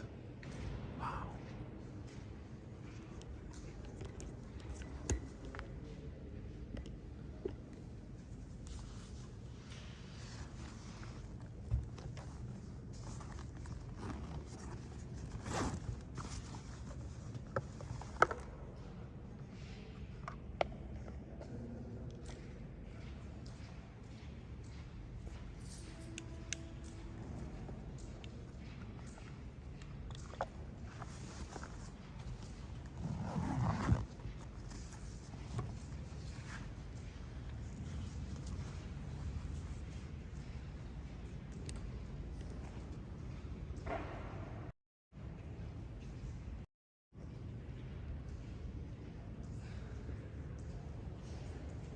Adam, thank you so much for tuning in.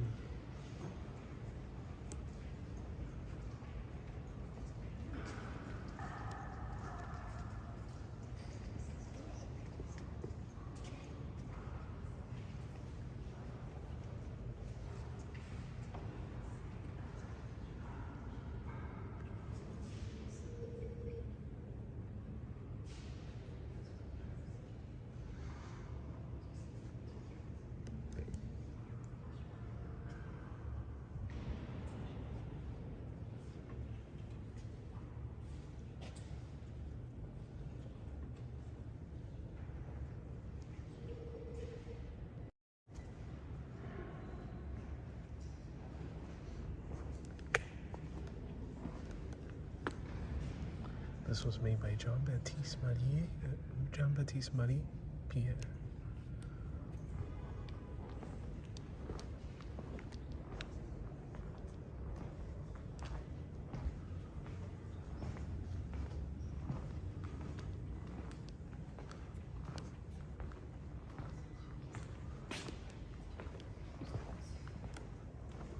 Rose, thank you so much for 50 stars.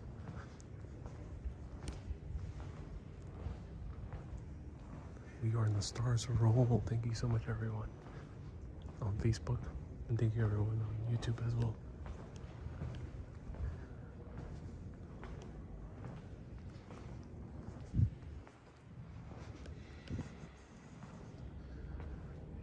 Wow.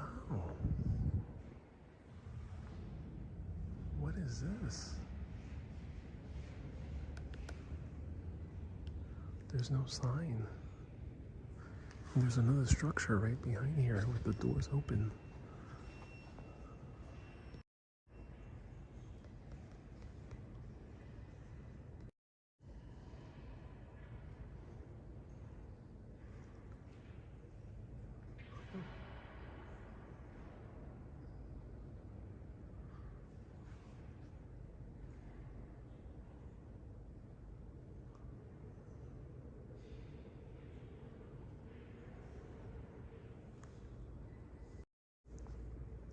He says that there was a target reached for a stars party. Oh, thank you so much, everyone.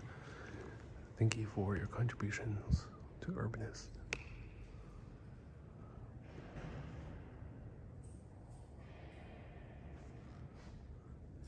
Gary says this is a replica of the Ark of the Covenant. Oh, wow. If anyone can let us know briefly what the Ark of the Covenant is.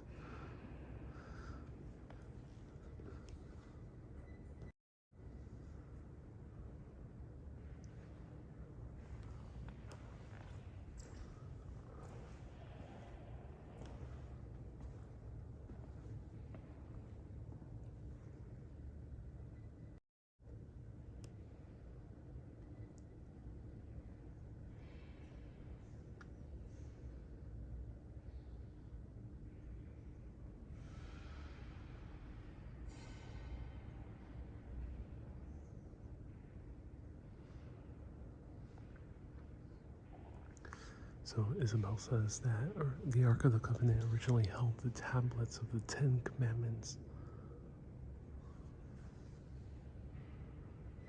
And it was the same thing that Indiana Jones was hunting down, trying to find before the Germans did in the first film, Indiana Jones, Raiders of the Lost Ark. But the Germans found it first. And they end up getting immortality. Well, kind of. One of them melted. It's a great movie.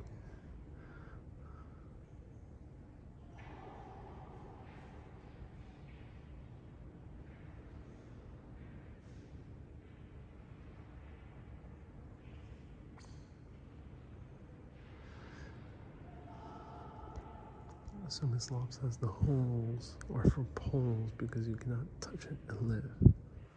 Okay, challenge accepted.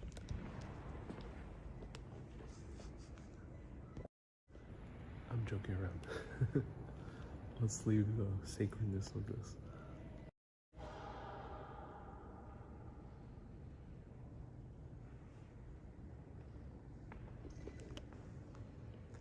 Evan is going to be in Paris tomorrow. Evan, enjoy it. It's an amazing city.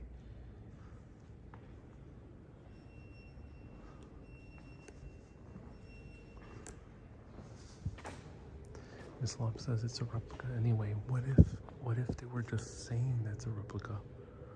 And people are still trying to search for it in Ethiopia or the Middle East, when in actuality, the real one has always been here, in plain sight. And no one is the wiser.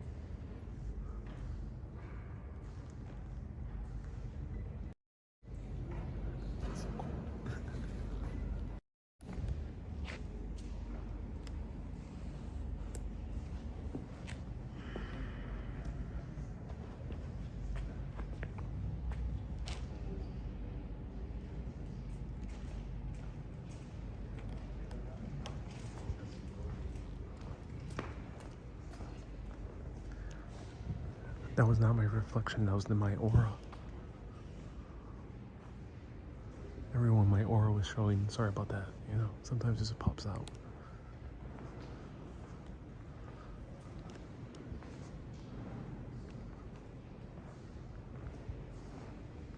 We all have an aura. Oh, look at that. It's cool.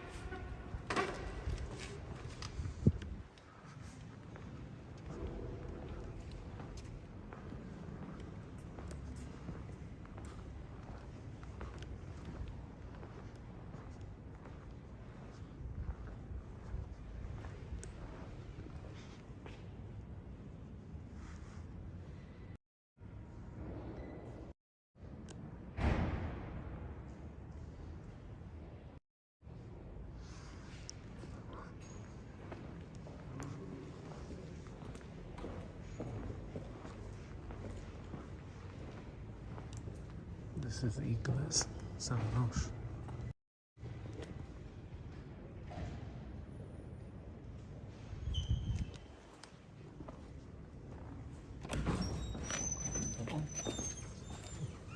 Merci.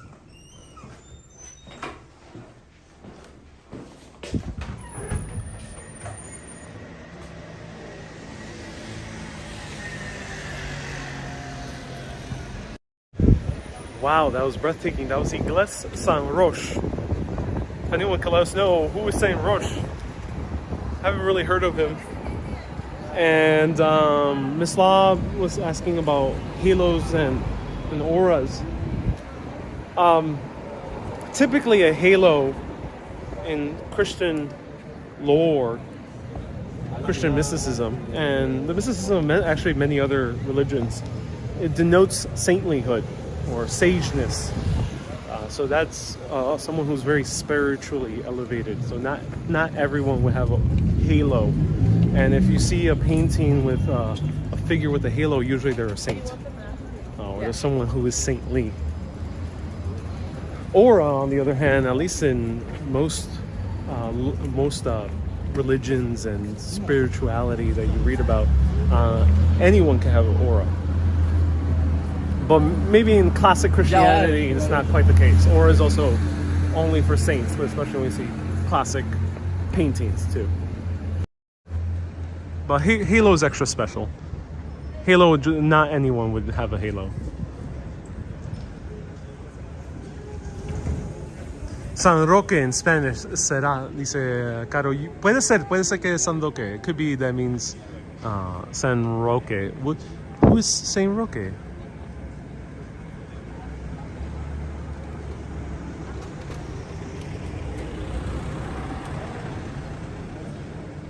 Jenna says he's the patron saint of dogs and dog lovers. Oh, cool. That's awesome to hear.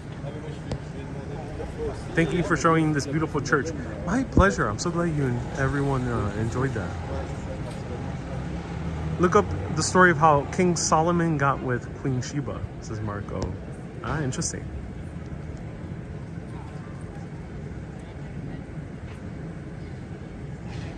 Islam says they're different. I agree. Yeah, because the halo in any painting, always reserved for the most spiritual elevated people or beings.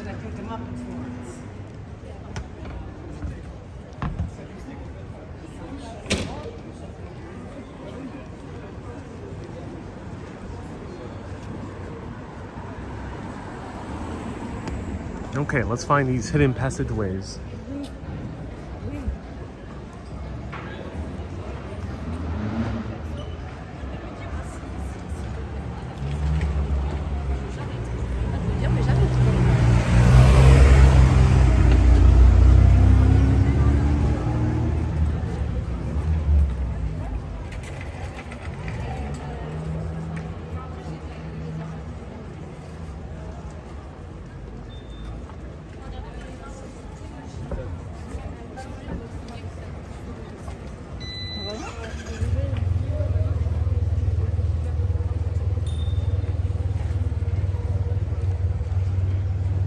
Okay, we're gonna mostly find them into this direction. Oh, this is a nice little restaurants on the corners.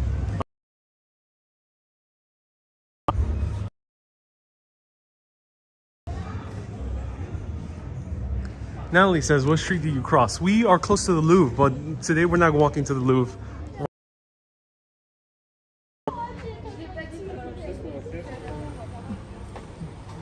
I covered the Louvre before, check it out.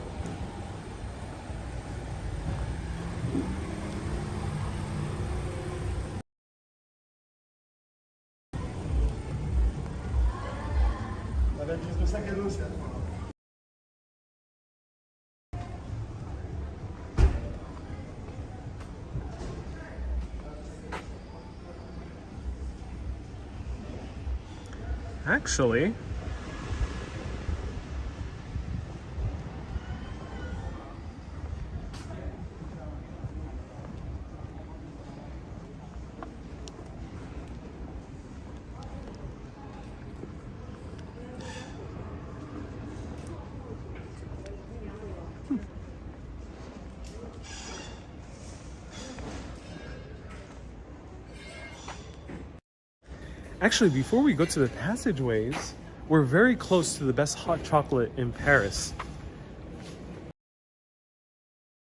Have a detour there. It'll take about 5 minutes to get there. Let me know if you want to see the best hot chocolate in Paris. This specific store is also now in New York, though I still have much better memories from the one in Paris. Let's see if it still holds up. By the green building, says Nally. Ooh, by the green building.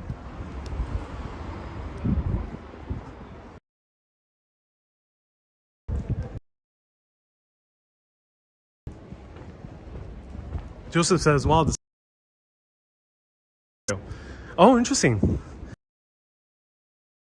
But definitely the side streets are, the main boulevards have much wider sidewalks.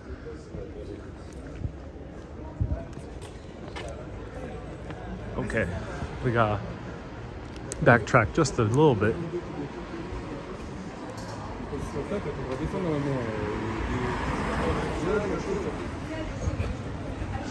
Wow, it smells great.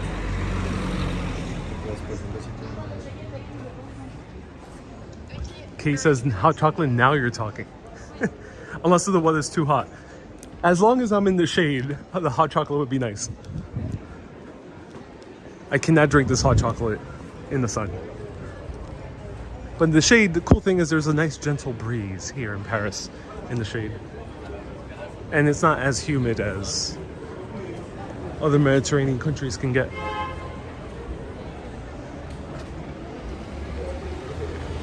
Neil says, have you done the video of the Eiffel Tower from the outside? Yes, yesterday. Check it out. From the inside, not yet.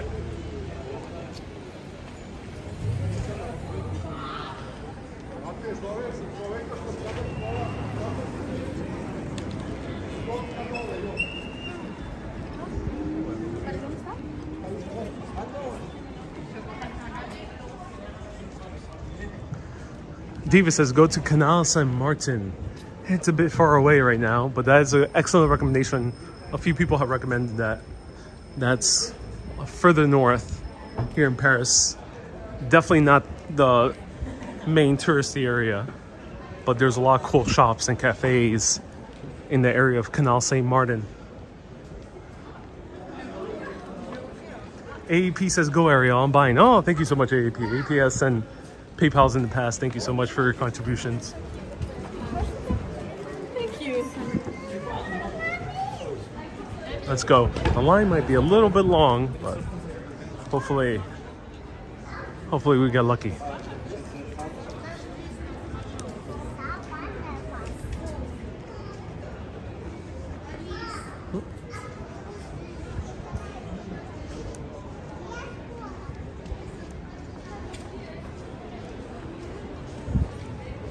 Ah, look what we found. Maison Kitsune. Kitsune. Maison Kitsune, the house of the fox. Maison means house, and Kitsune in Japanese means fox. And these were opened up by Japanese, French couple. I think they're a couple or a duo. And they originally were a music brand, a record company, but they split off into selling clothes, and they're famous for their cafe as well. But we're not going here. This is not the place.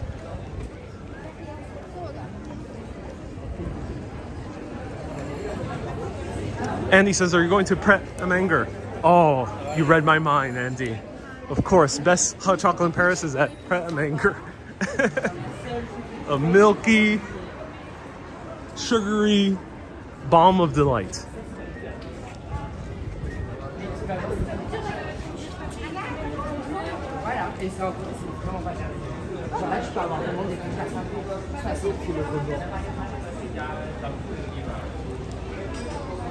I wonder if one feels happy after going to this cafe, or is it false advertisement?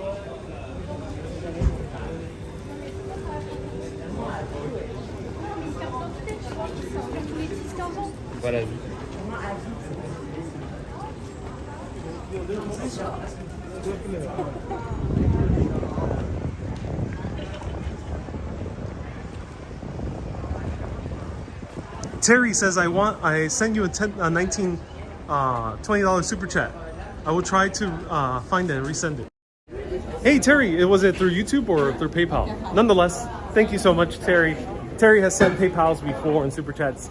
Round of hearts for Terry. That's very generous of you for sending $20 super chat. Thank you so much. So this is sponsored by Terry and AAP and everyone else who left stars in the past hour and a half or 2 hours at this point. So let's go to Angelina for hot chocolate. Hopefully the line is not too long. Luckily, Paris is not as much like New York where things get obscenely long. Oh, we got an English bookstore here.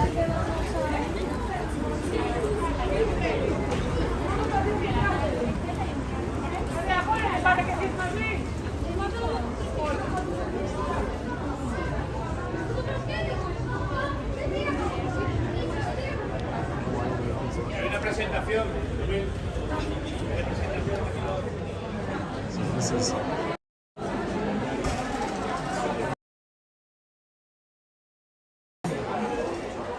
rooms / chocolatiers.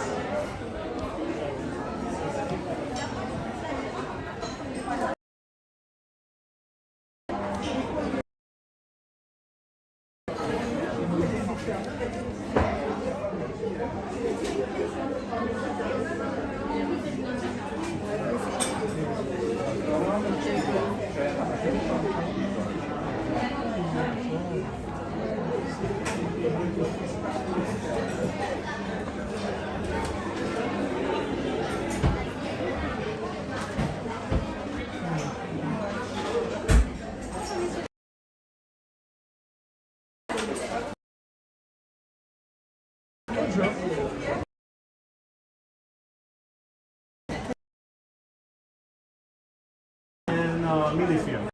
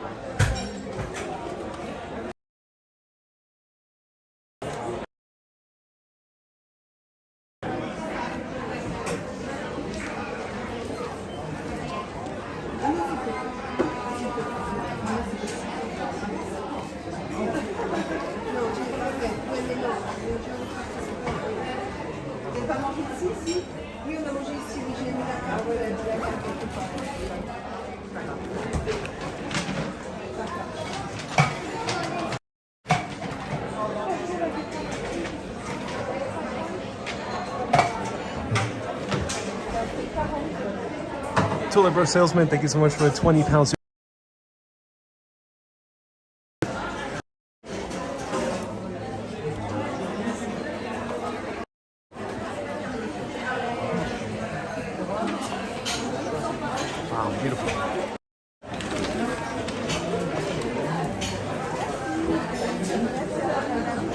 A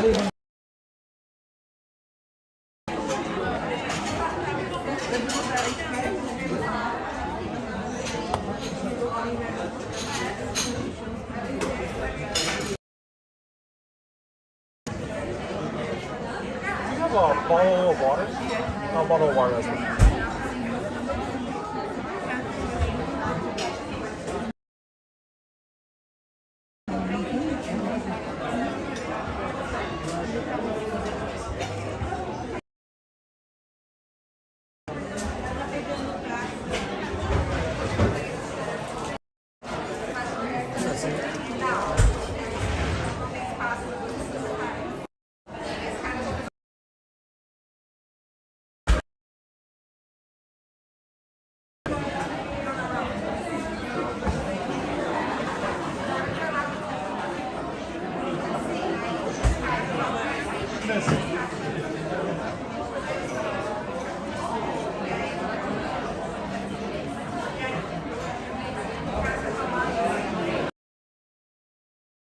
Espinosa sends more of the beautiful. Look at that. That's amazing. Thank you everyone for the super chats. That's so kind of you, Toilet Brush Salesman and David. Let me know what's CRC. And let me exit. Wow, this is so beautiful. I do recommend it if you're here with a few people to come to this gorgeous tea room. Truly an experience. And there we go. The line is going to be long, so it might be worth coming here a bit earlier in the day or moments before it closes. So I got the hot chocolate. I got a pastry sponsored by Toilet Brush Salesman as well, along with Terry and a few other people. Thank you so much. And David. I'm gonna find a place that's a bit quieter to place my gimbal down and try this amazing hot chocolate. I'll show it to you as well.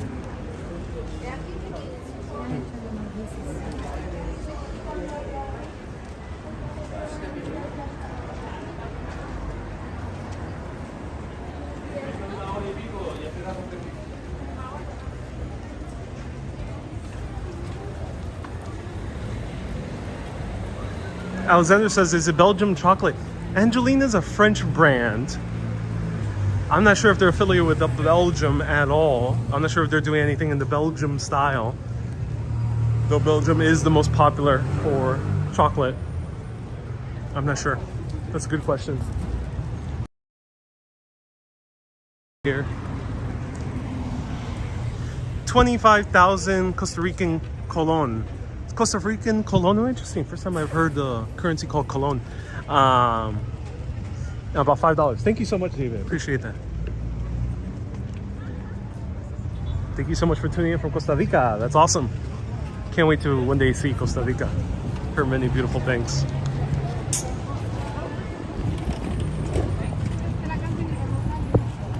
AB says, now I'm ashamed to walk into a Starbucks. Don't be ashamed. In the major city, you got a lot of cool options, especially in a city like Paris, New York, London. If you're in these cities, then I do encourage you to walk to awesome places.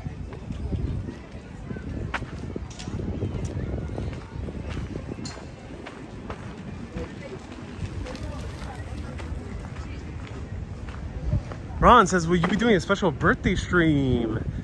No, I don't think so. But I will be going live the day before. Stay tuned.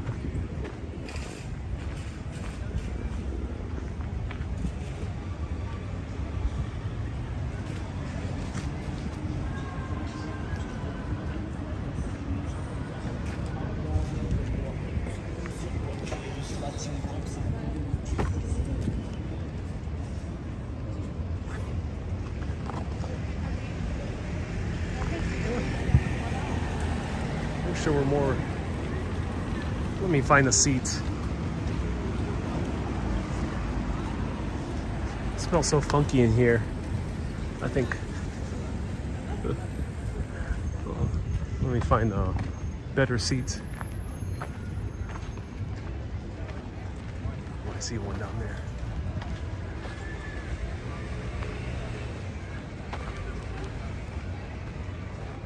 Lydia says, you must feel like you're walking in heaven. It definitely is. Such a gorgeous city everywhere you look. Alexander says, are you a little hangry? No, just there's a lot of things to pay attention to, so I can't chat as casually. You know, there's so many people passing through. When I get laser focus, I'm laser focused.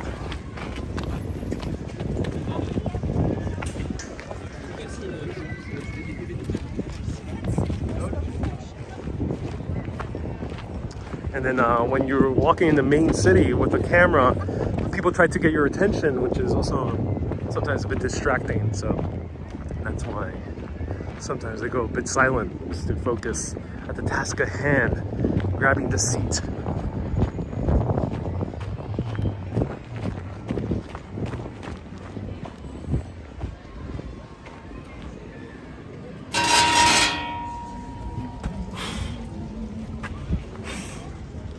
Someone was eating pastries here.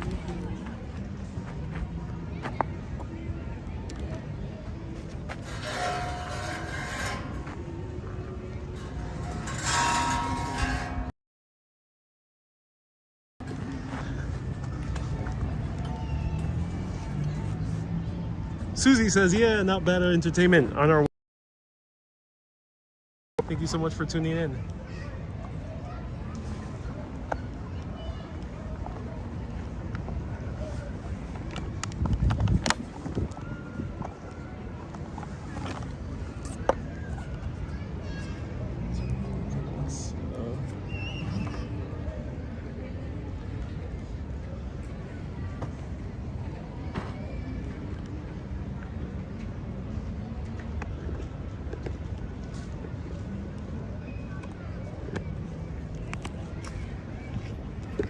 David says, I'm a tour guide in Costa Rica. I can take you for a walk. Oh, that would be awesome, David. I will keep in touch if when I go to Costa Rica.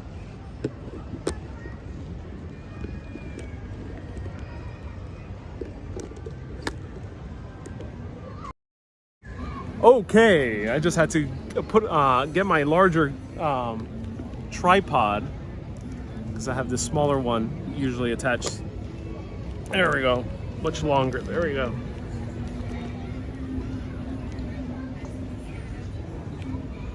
All right, cool. Nice. That was quite a journey. All right, so I ended up getting a few things, but first let's try the hot chocolate because that's the more time sensitive one. Hot chocolate, cheers. Let's try this out. How warm is it? It's pretty warm. Yep, it's pretty warm. Not boiling hot, luckily. It's pretty warm. Look at that. Beautiful, beautiful hot chocolate. Oh my God. Irene said 145 stars. Thank you so much, Irene. Everything looks like a postcard. Yeah. Mega Urbanist will be getting. Let's try this out. And as I'm trying this out, I gotta charge my battery. So bear with me. Let me put my battery to charge.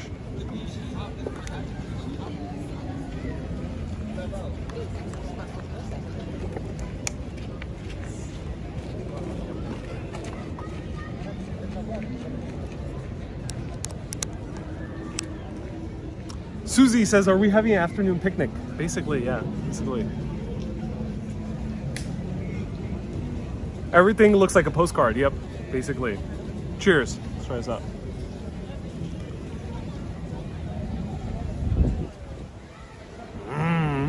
Oh my God. Wow. Ah. Behind you is a carousel. Yeah, there's a carousel behind me. Oh my God.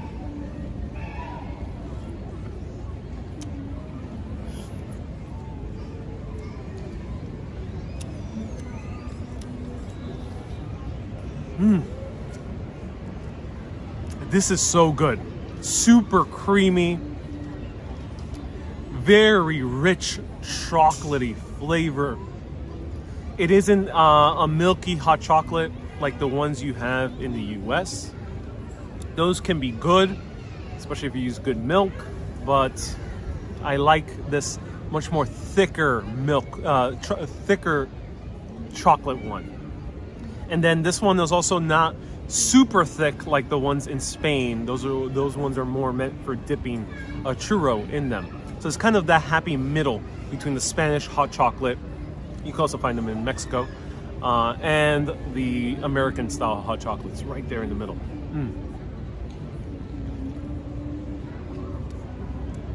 Not too sweet as well, so you're really tasting that rich chocolate. And it's a hot day today, but it's the perfect treat in the shade. Oh my god.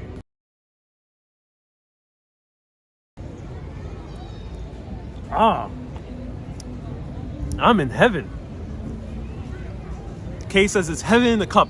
Oh yes, heaven in a cup. I almost drank the entire thing. Oh my god.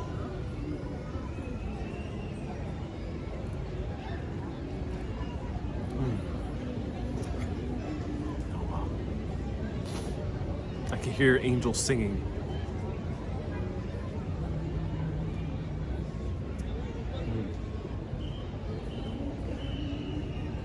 Oh, look. There's a couple taking photos.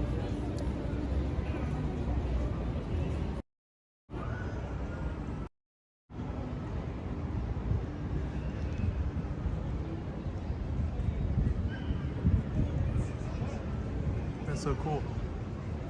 They might be on honeymoon. They're very well dressed, so I assume they're on a honeymoon or anniversary or something like that.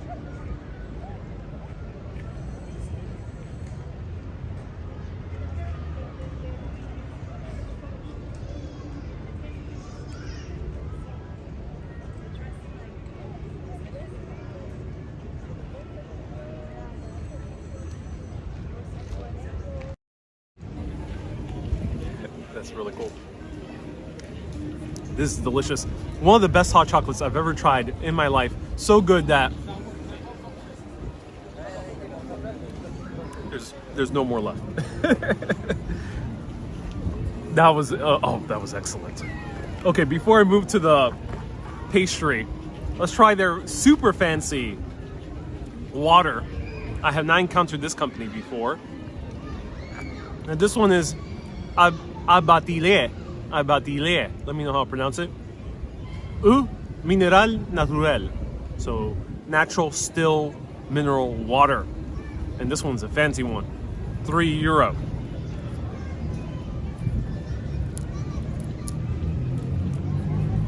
Now you might be thinking, Ariel, how can you even spend €3 on water? Think about this. You spend €7 on beer or €5 on beer. You spend €8 on a cocktail and a Negroni. Why not spend €3 on a very interesting water that is unlike anything else? And water is some of the most beautiful substance on this earth. And you might think, oh, but there's such high quantity of it. But the more you drink different waters, the better I think they end up tasting, the more you can taste from them. So I found a new appreciation for trying different waters and not fussing too much about the price. I wouldn't spend more than €5, but €5 and below, I'm down.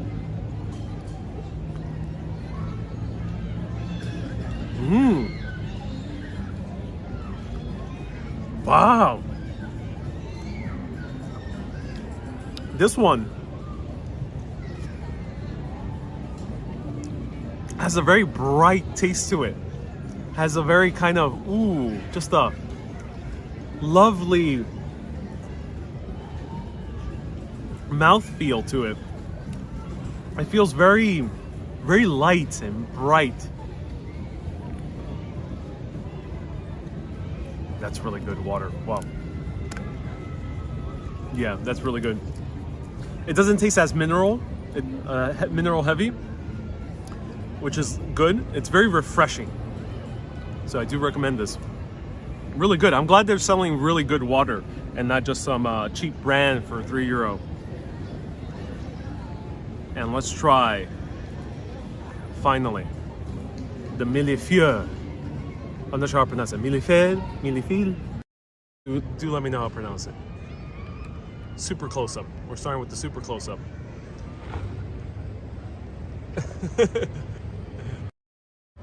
It can't focus. There we go. W. Gator says, you're drinking water in wine country? Oh, yes, I am. Girl in the Curl says, you were on my TV. Oh, cool. Eugene says, good evening from the UK. Hey, Eugene, thank you so much for tuning in. So, 1,000 layers. That's the name of the dessert.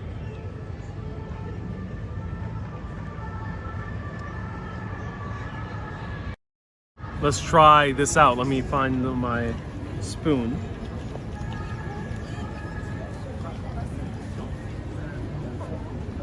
There we go. Let's try this out.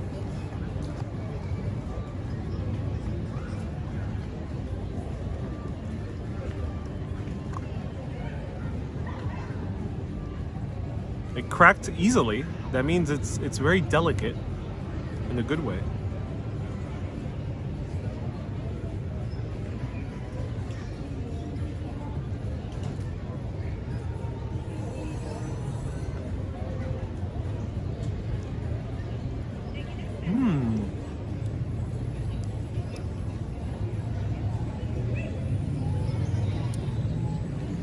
The taste is delicate too.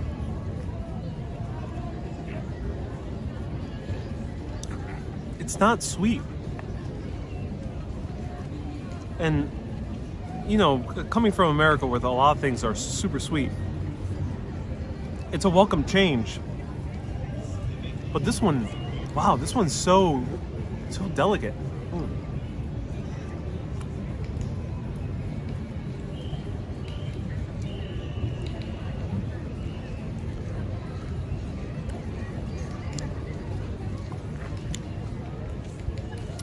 You know what this reminds me of?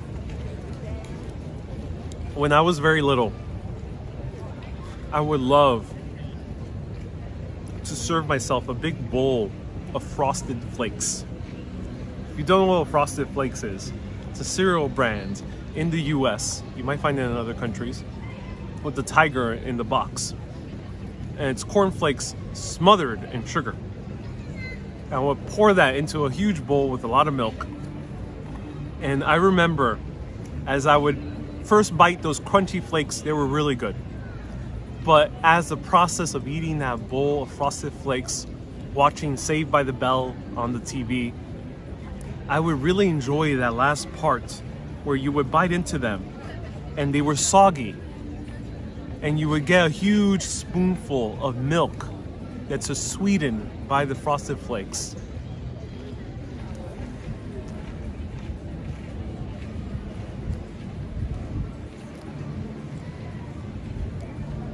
That's how this tastes like. Soggy Frosted Flakes. In the best way possible. It's really good. It's soggy in the middle, crunchy on the outside.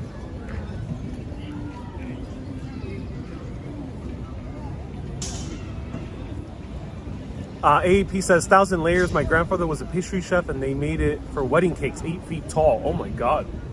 That's a lot of layers. 8,000 layers. It's delicate butter. Interesting. Do you want to go to a good French restaurant nearby? Says Alex. I'm a bit full right now. So no, I can't eat dinner nowhere near at this time. Where are you? This is Tuileries Gardens right now. And the park is beautiful, different compared to Central Park. This is a garden, so it's very geometric, very straight lines. So it's not quite a park in the sense of Central Park, which is much more natural looking. Alex recommends Les Antiquaires. Yes, I made a video of Les Antiquaires. It's a really good restaurant. Really, really good. It's about maybe a 10-minute walk away, 15-minute walk away. Tony said they're great. Tony is a mascot for Frosted Flakes, yes. This is really good. I recommend it. It's light and tasting, so if you have a big sweet tooth, you might be a little bit disappointed, but it is very good. It is very good, especially with the hot chocolate, because if you don't want too much sweetness.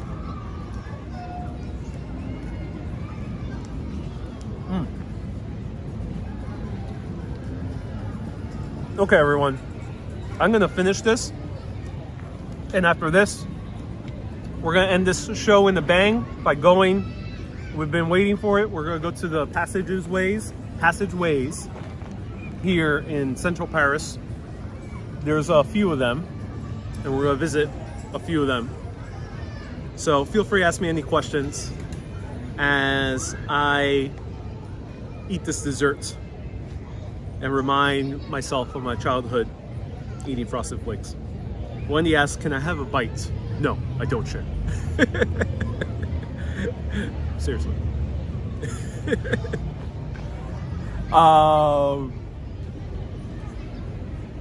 Feel free to ask me anything. Go for it. About Paris. Ask me anything about my experience in Paris, travel. I won't answer questions of where I'm going. Stay tuned. But we'll be going to cool places. You know, I'll say this. We're going to go to a place that's very different from Paris, that's for sure.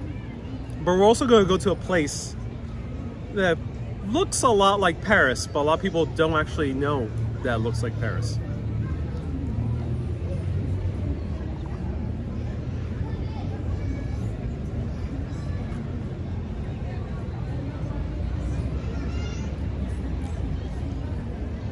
Tanya says, what are the passageways? Covered arcades. London has them, but these ones I think are a little bit longer from what I remember. Has anything surprised you about Paris? A lot of things, but I think the thing that has surprised me the most is people. People here are very friendly. Cities are definitely places where you can experience the entire spectrum of human existence.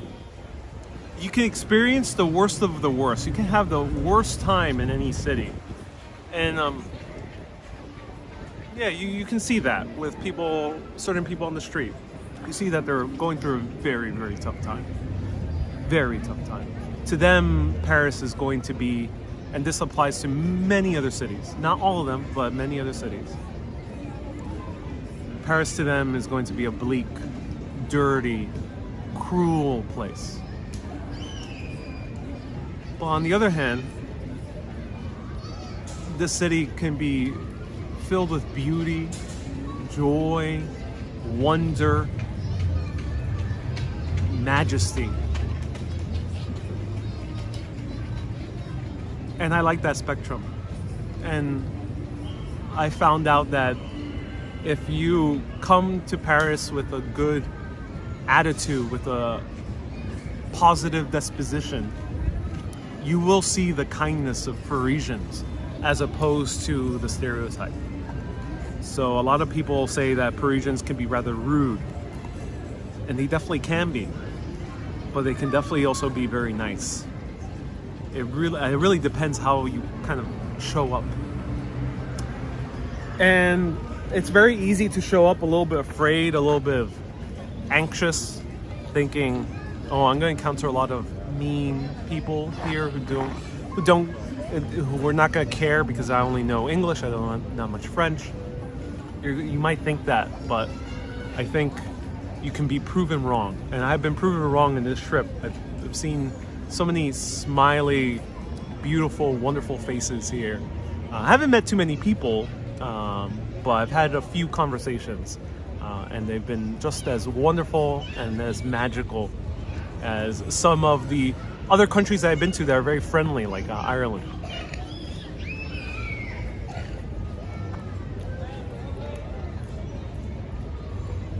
Bella says, so they're like New Yorkers. There's a similar type of vibe, yeah. Carol says it depends how you approach them. Yes, it does depend, yeah. But that's what surprised me. That's true. When you go to a new city with an open mind, you can have a great experience, yeah.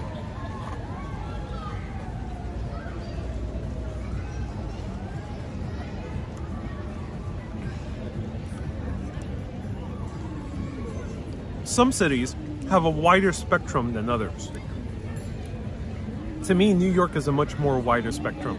New York, you can see much more lower lows of people just living their everyday life, but in a very, very low state.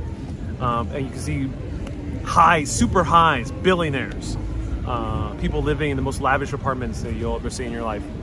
Here in Paris is pretty close, but you don't see that much like super lavishness as you can see in New York. So the spectrum in New York is bigger. Spectrum in London is also bigger.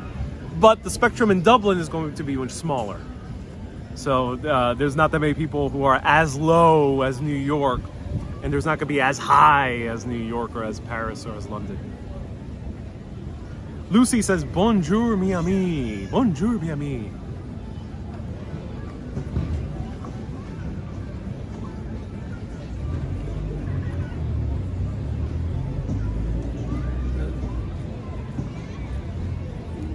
Susie says, we all have smiley faces, you just can't see us. Lucky I've seen your smiley faces before, Susie and Gary.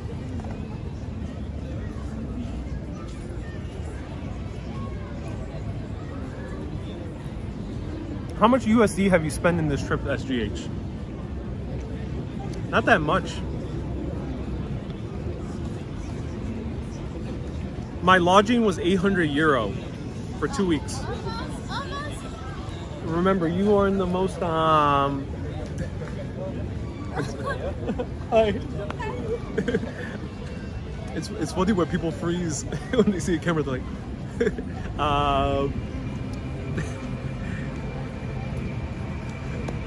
yeah, 800 euro for 2 weeks, which I got an incredible deal. I think in Paris you can expect to pay about 1,000 euro, 1,000 to 1,500 euro for lodging.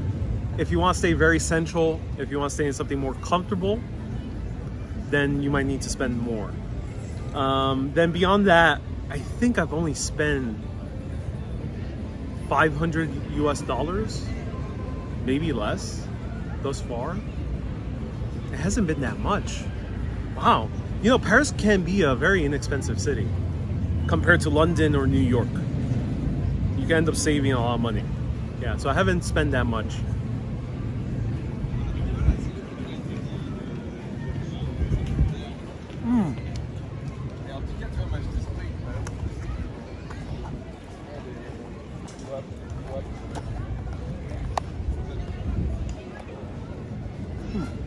No, so good.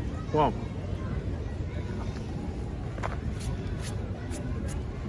Oh, that was delicious.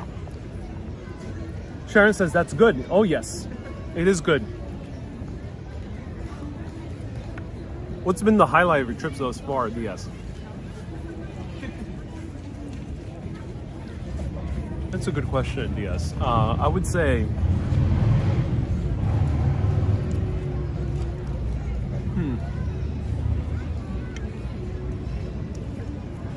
I'll tell you this.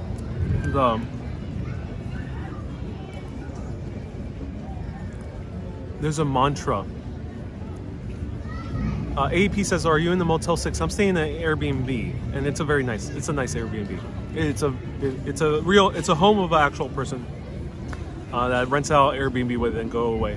So it's a very comfy Airbnb and very quiet too. So I end up getting a superb deal. And I'm staying within the city limits. So to answer that question, what has surprised you about Paris?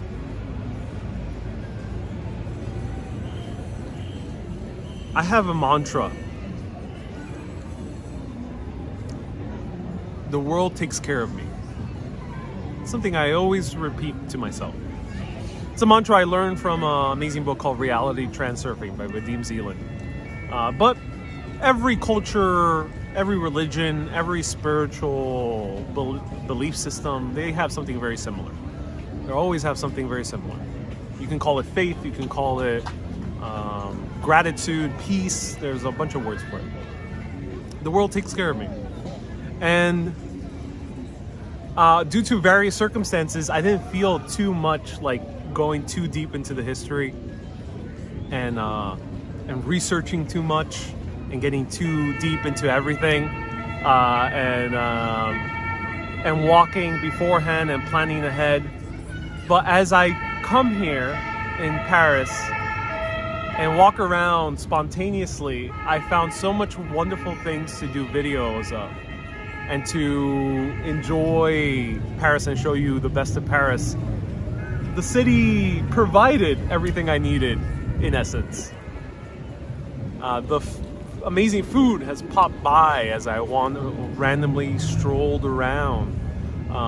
There was a terrible thunderstorm and I found this little tiny cute corner cafe and had some of the best burgers in my life and ended up having a free beautiful cup of wine because they were so kind to give a cup of wine. And another day also rained and downpoured out of nowhere. I saw this tiny little restaurant and had an amazing 3-course meal in this restaurant that made me feel like I was back in the 1940s because it was decorated that way. I couldn't live stream that one because there was no cell phone reception. I wanted to, but all these things, you know, it just happened by chance. And I think that's the thing I loved most about this trip thus far. So remember, when walking through a city, the world takes care of you. You'll be okay. You'll be okay. I'm not sure what she's doing. While in England, we stayed in B&Bs the whole time. Indeed, yes.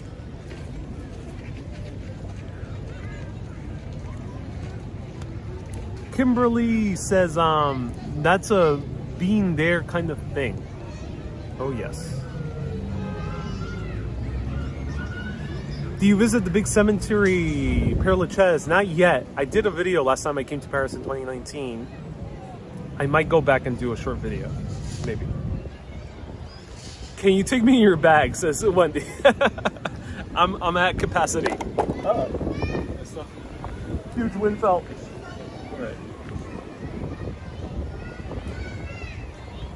All right, let's continue walking through. Do you plan on visiting the French countryside, says Michael? That's a good question. Stay tuned, Michael. Dia says, I will be okay. The world takes care of me. I'm the one with the force. The force is with me. Yes, yeah, you could say let the force be with you. There's a bunch of ways of saying it. Greg says, do you ever show frustration in your videos? You're generally a very positive person.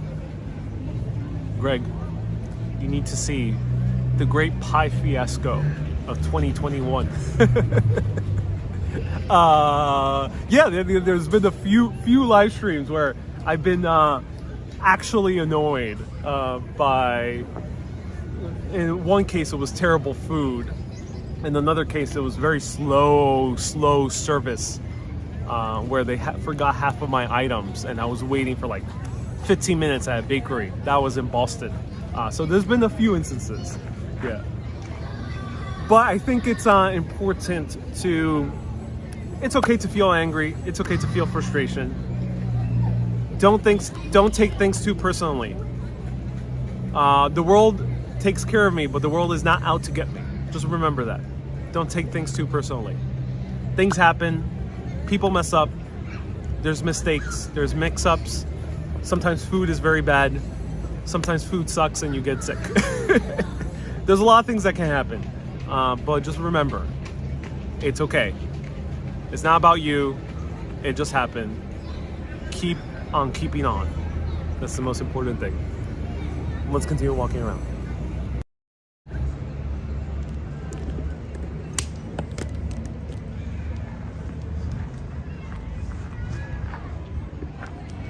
All right. Throw away my garbage. Paris is a very clean city, so don't litter, folks.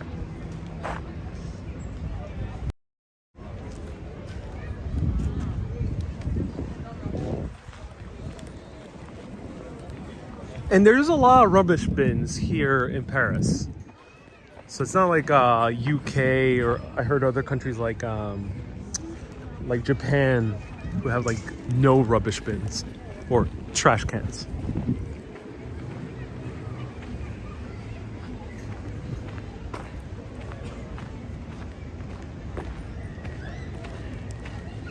Okay, there we go. Okay, so for our final stop, the Passageways of Paris. Let's go. Who's ready? Let me know.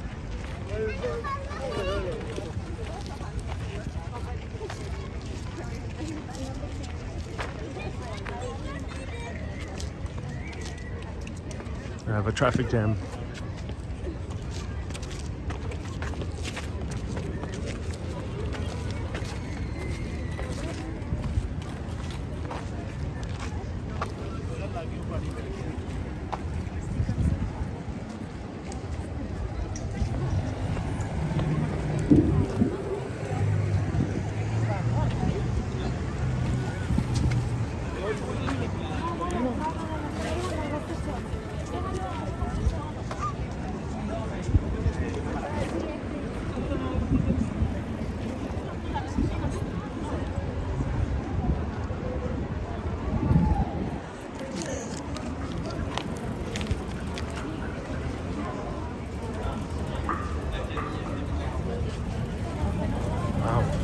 That's a beautiful jacket.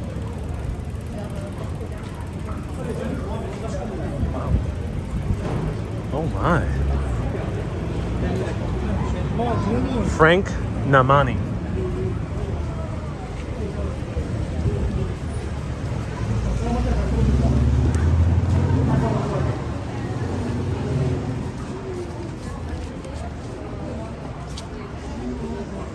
Ron says, did you ever send a Yelp about the pie fiasco? No, I did not.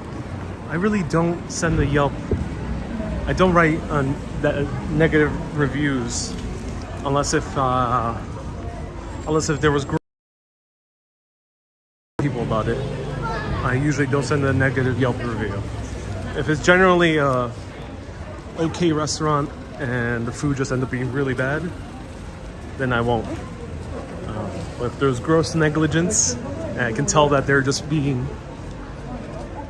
very, very irresponsible intentionally, then yes. In the pie fiasco case, no, I would not leave a negative review.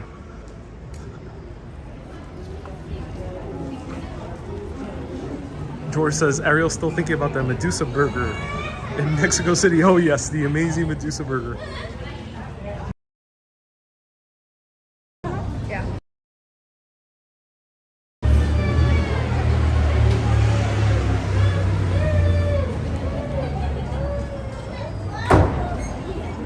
I love these porticos.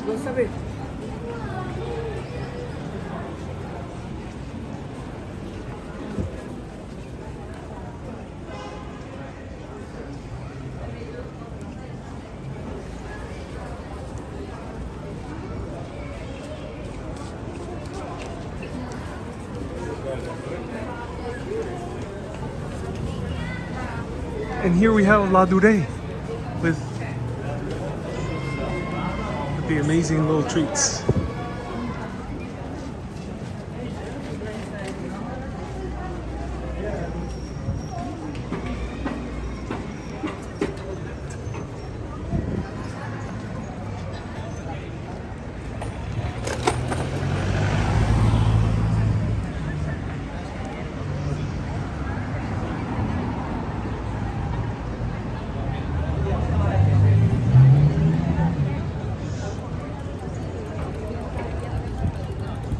Tanya says, have I bought any clothes? No, not yet.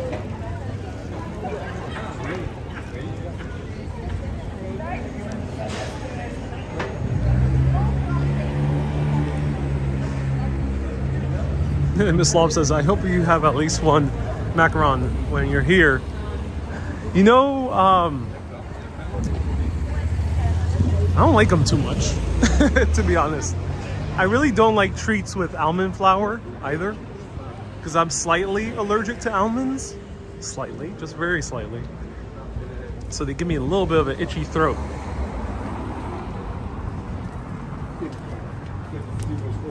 So I don't eat them too often. Though I did feature La Durée in New York, in the Upper East Side, when I did the Gossip Girl tour. So you can check that out. Henry says, have you seen Latino people? You know, I met up with a Colombian TikTok creator here. She has appeared so far in one of my TikTok / Facebook reels, and she will appear in the second one. Her name is Diana Chica. That's her last name. And she ended up showing me an amazing Colombian cafe, which was called Leandres. It was very, very nice. So yeah, there is some community of South Americans here. I've not seen Puerto Ricans though, but I've seen South Americans. I've seen a lot of Colombians, and I've seen what appears to be either Ecuadorians or Peruvians.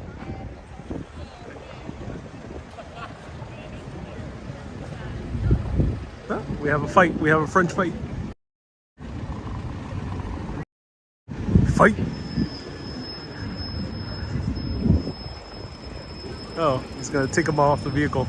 He's gonna pull him from the window.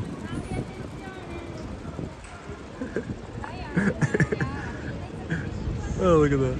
That's funny. So here is the Ritz Hotel. Which one's the Ritz? Let's see.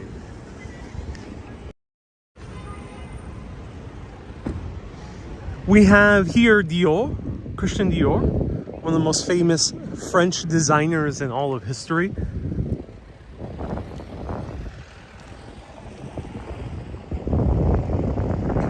And here we have Plaza Vendôme, right here. Ludo says, call the police. No, they're not getting violent, don't worry. I'm just exaggerating.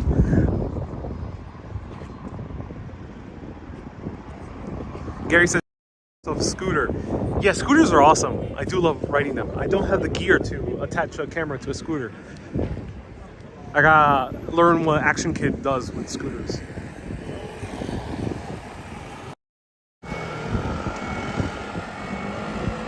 Robert says, Coco Chanel lived in the Ritz-Carlton much of her life. Oh, yes. So we have Emperor Napoleon right here.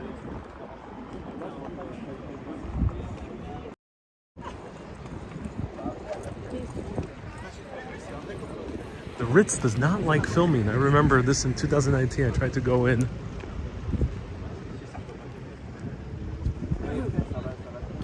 I'll show you to you from afar. So this is very similar. Actually, this column is very similar to the column of Trajan in Rome. It appears to tell the entire story of Napoleon's conquests. That's so cool. Ron says, Action Kid uses a chest mount camera. Interesting. Thank you so much for letting us know. Chest mount camera. Fascinating.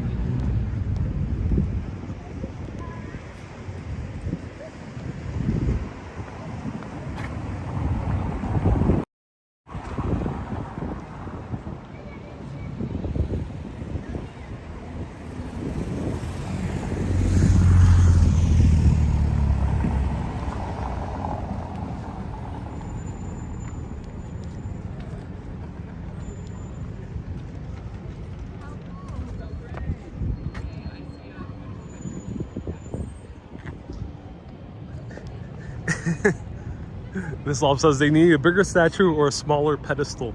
I think the point is to make them look somewhat life-size in that huge, massive column. Okay, so let's go into the Rolex store and buy ourselves a Rolex.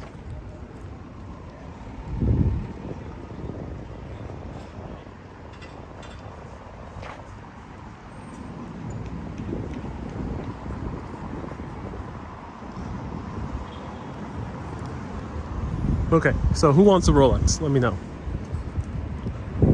We're giving Rolex away on this live stream. All you gotta leave is your social security number and PIN code. Peggy says you should buy 2 Rolexes. That's a good idea. One for each hand. David says we won't tell Boulevard. Yes. My partnership hasn't started yet, technically, so stay tuned. And here's the Ritz. Cue the classic Broadway song, Dancing at the Ritz. Dun, dun, dun. I forgot how it goes. Dun, dun, dun, dun, dun, dun, dun, dun, dun, dun, dun. Dun, dun, dun. Oh, that guy's tire blew up. That guy's having a bad day.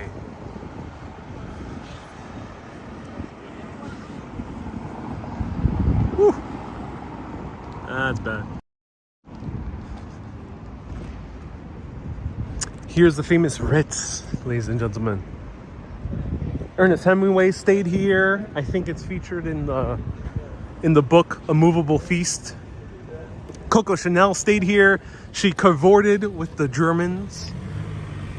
Many people say that she did it intentionally in order not to just stay alive, but also to spy for the English.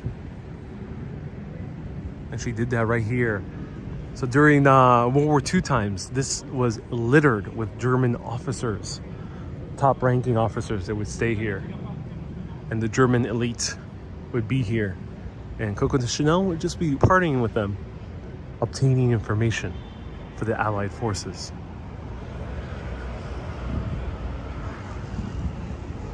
And there was a lot of black vehicles, yeah. Yeah, a lot of black vehicles. Probably very expensive to stay here. AEP says my mom worked for Boulevard. Oh, cool. That's awesome to hear. In New York? That's awesome.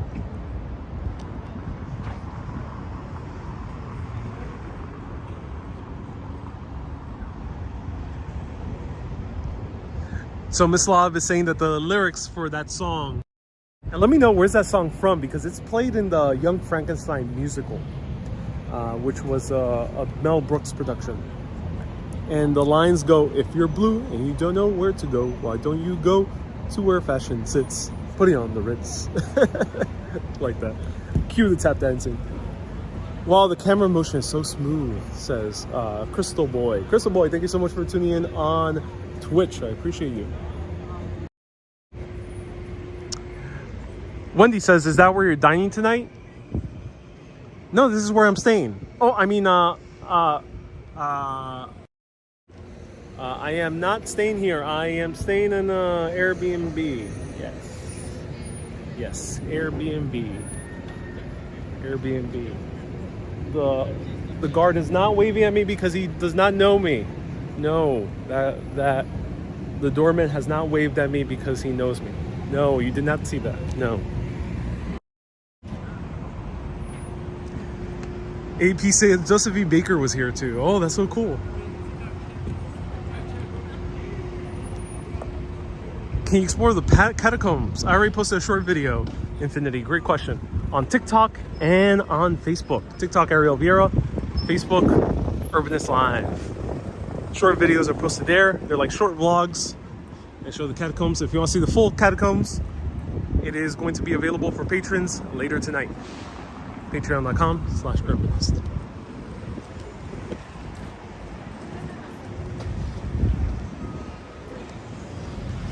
Wendy says you can get in free with that chest.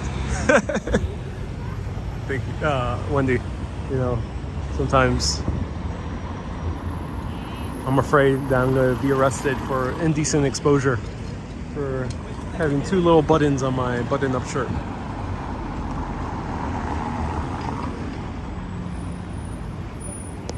All right, let's cross.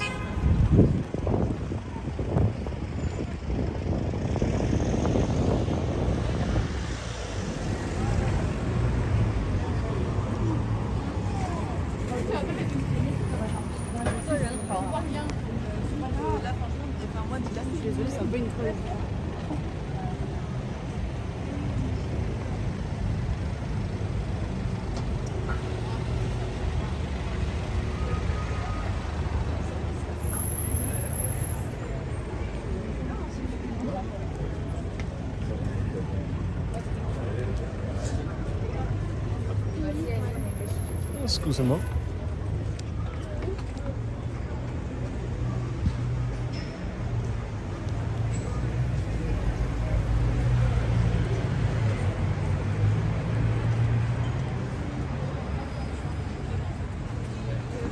AP says, how about Moulin Rouge? I'm not sure if I can show too much. It's only the outside. That's the only thing really I think worth showing, the Moulin Rouge. There is some interesting stories there. I mean, I can easily, like New York, Paris is a city that I can spend a few months in and do a lot of different live streams.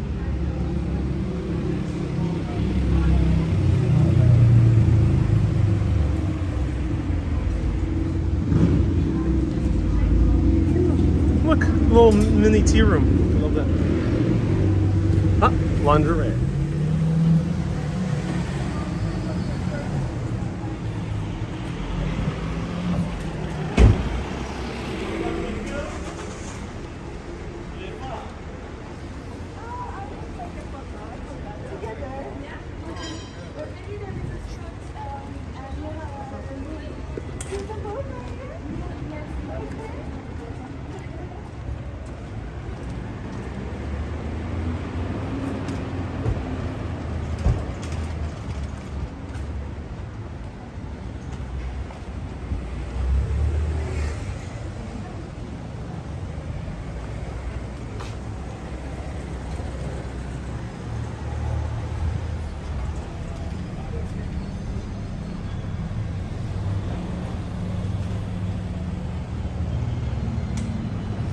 Okay, so we're walking to one of the most interesting, beautiful passageways. Let's go.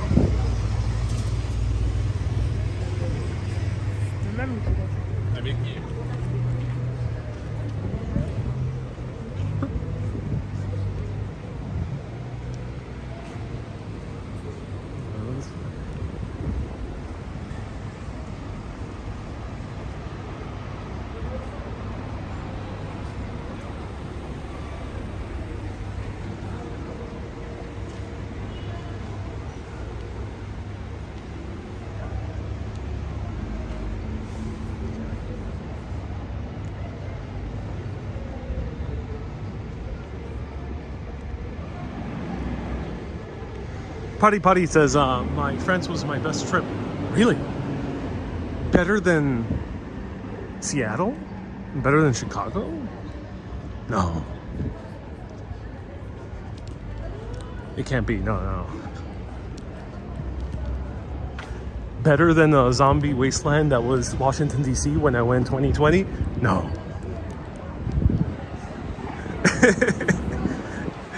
I loved all those cities. They all had cool stuff about them. But yeah, Paris is something else. So I do know what you mean.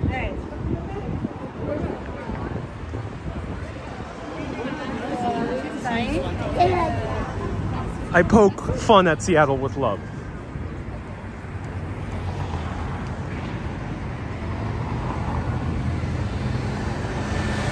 David says, I kind of like you hanging out under the bridge in Seattle. Yeah, that was really cool. So right there is the Palais Garnier, which we went yesterday.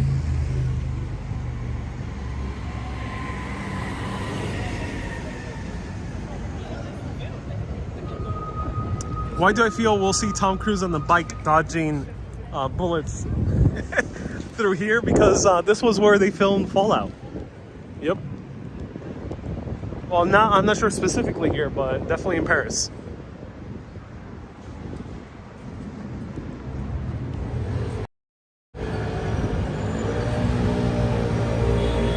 It's funny, almost all the live streams are connected because we're passing by things we passed on the other live stream.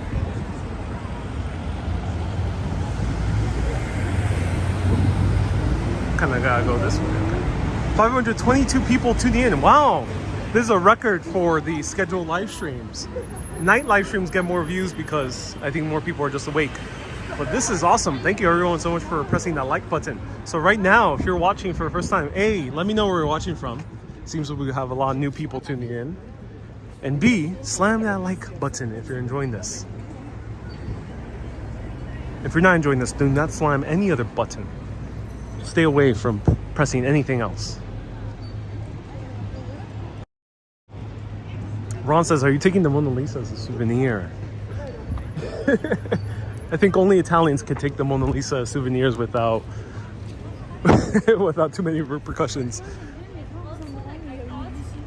Watch my Mona Lisa video for that story. Kimberly's watching from SoCal. Nice to see you here. GH from Malaysia. Joseph from New Haven, Connecticut. I still yet to have to go to New Haven. I heard many great things about the pizza.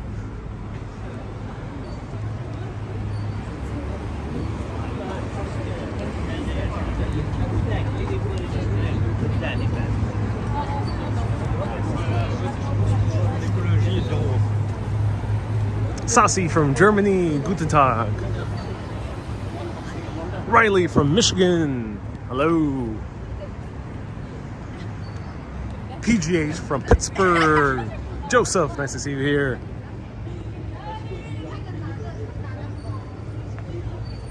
Let's go on the straight path. Try to find my way. Okay, cool. I'm using Google Maps in this case, just so I can orient myself. So we're not wandering around too long, because if I do my live stream any longer, I'm gonna lose my voice.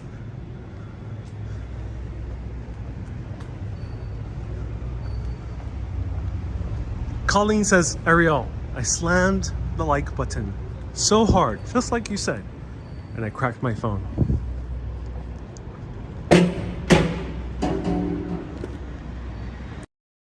Colleen, my apologies. I meant figuratively. I didn't mean literal slamming. I didn't mean like, ugh. No, I didn't mean that. But thank you for your dedication and for your fervor of this show. I really appreciate that. So a round of hearts for Colleen, who sacrificed her phone in the name of Urbanist. Thank you so much. I appreciate you.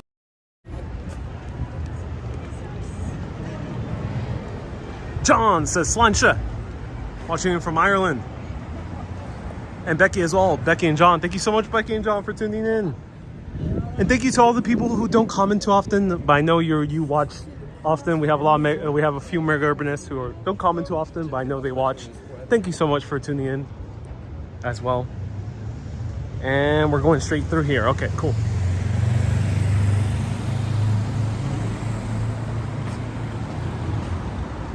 Al from Palookaville. Wait, is that the name of the actual town you are from, Al?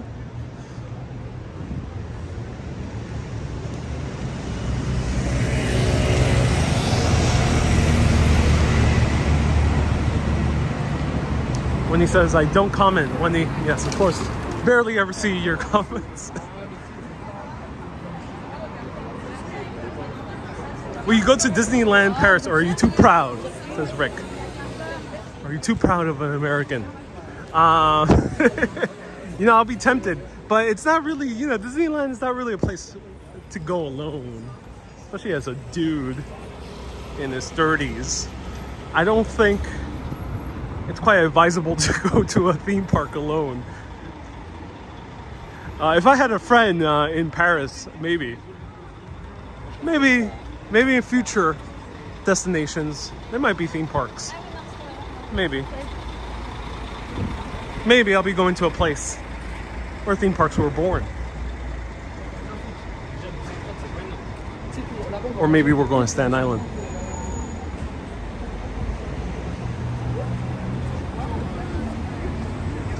Yeah, especially, that would be very bad news. A dude in his 30s with a camera in a kid's theme park. Yeah, it's a recipe for disaster.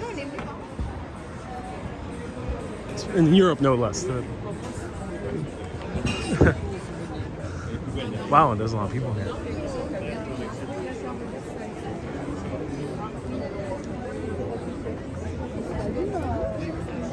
Oh my god, the real party's here.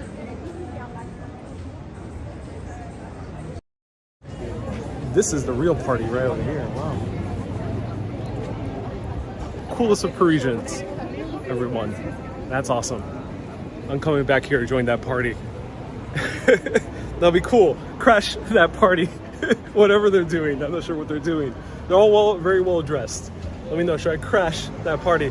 I'm gonna stick out, but it might be worth it.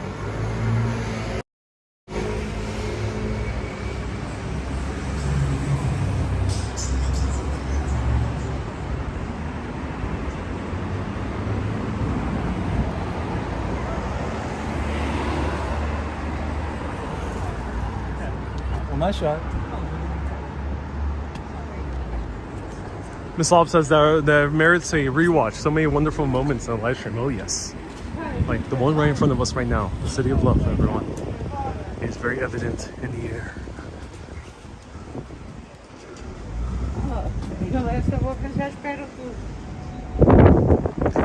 Sharon says, doesn't look like you're old enough to be part of that party. Damn it.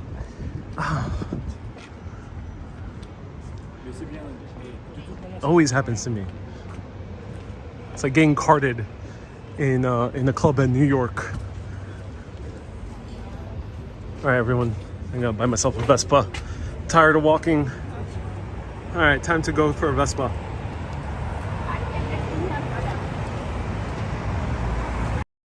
right, that's it. No more walking streams. Getting this bad boy for the rest of the European trip. I am motorcycling through Europe on the Vespa. It'll take me days to get to my next destination on that speed, but it'll be worth it.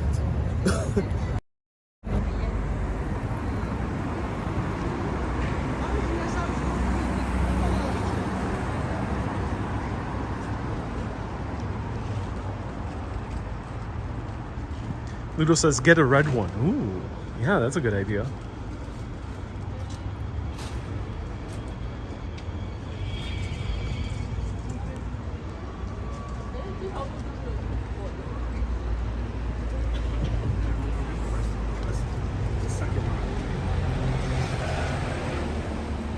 George says, no maps allowed. It's an adventure. Oh my God, that would be a very interesting challenge, using a Vespa with no maps all throughout Europe. That would make good YouTube content, actually.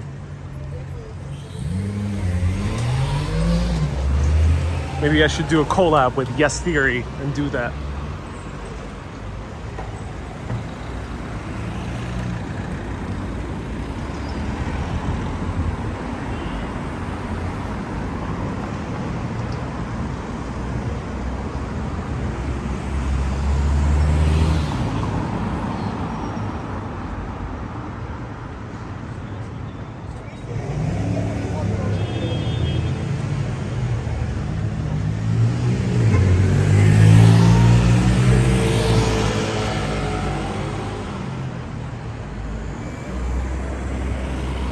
Wow, I didn't realize the hidden passageways were so far.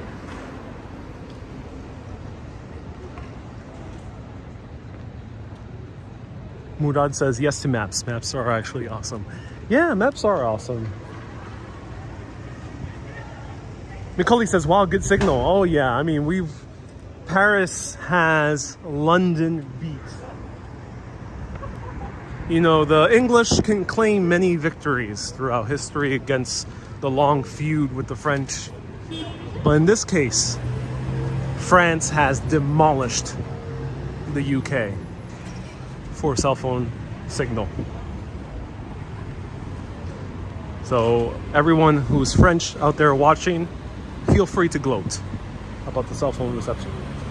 You can't gloat about other things though, but the cell phone reception, yeah, you can.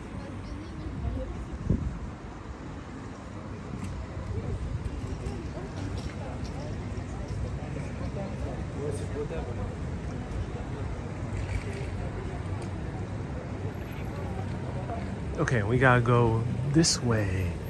Uh-oh.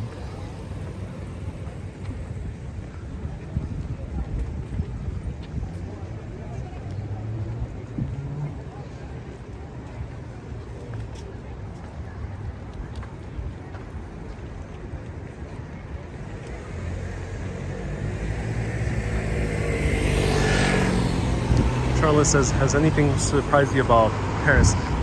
Moderators, if you see a question that has been answered before, feel free to answer it again.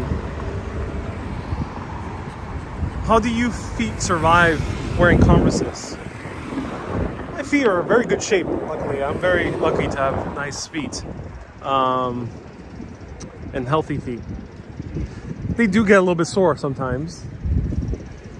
And well, I do pace myself.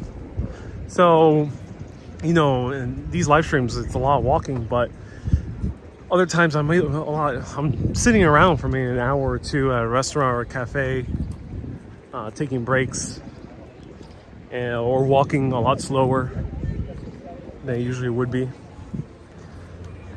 So Penny and Cooper are having their honeymoon, and Bob decided to crash with his Bobettes here in Paris. They're meeting up with Monsieur Pierre Le Pigeon du Paris a little bit later tonight.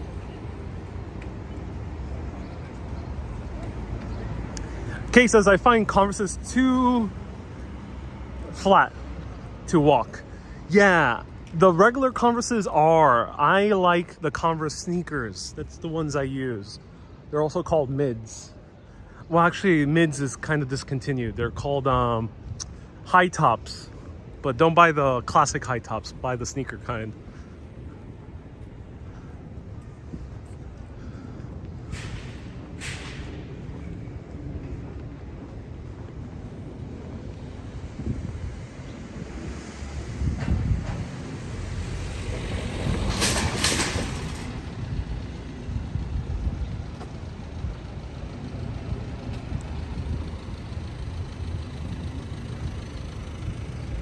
Okay, so where are they?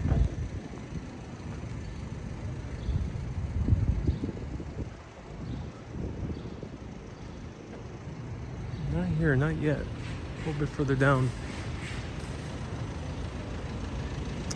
Alexandra says, for how long can you wear them? So on the trip, my Converses are pushed to their very limit. And Italy and Greece last year, I had relatively new sneakers going in, and in 2 months I could not wear them anymore. I tried to buy new sneakers. I couldn't really find sneakers I find really comfortable in Italy, so I had to buy foot pads to make them a little bit more comfortable. So they were beat by 2 months. And I've used the same sneaker for Ireland and England and Seattle and Chicago. And those sneakers are pretty much dead. So I threw them away as well. And those lasted about 4 or 5 months. So it depends on the sneaker, but anywhere between 2 months and 6 months. Lou says, are we lost in Paris? No, we're not. I just did not realize it was so far to get to this passageway. There's other passageways, but this one, the one with the murals, it's much farther away than I actually anticipated. Golf says, have you visited Centre Pompidou? You know, I'm no longer really much of a fan of art museums. So no, I didn't go. Wow, this is a beautiful cafe with a beautiful tree. Look at that.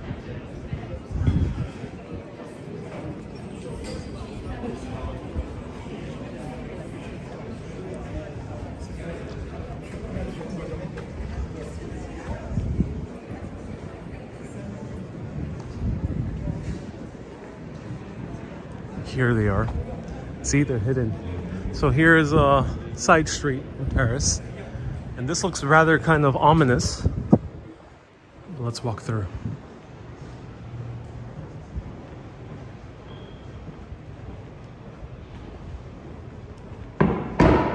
Whoa, there's a loose block. Ooh, wow. Little cafe.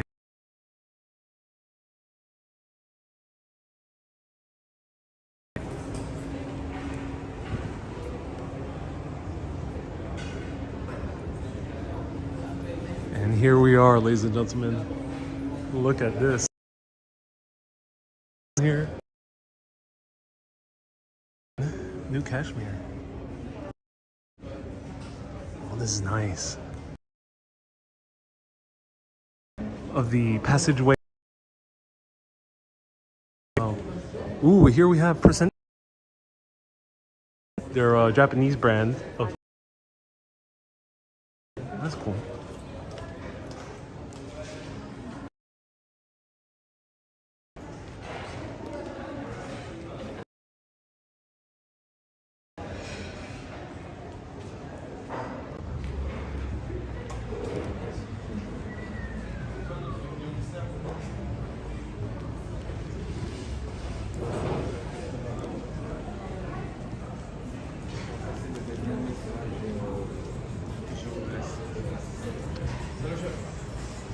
This probably gets a lot more full late at night.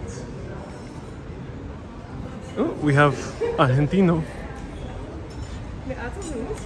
Argentinian food. It's a lot of variety of different foods.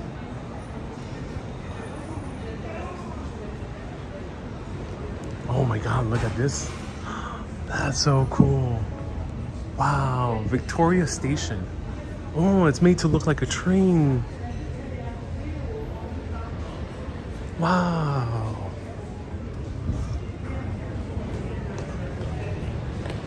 That is awesome. Ludo says, does this place have a name? They have different names for the gallery. Oh yeah, there we go. Passage Panoramas.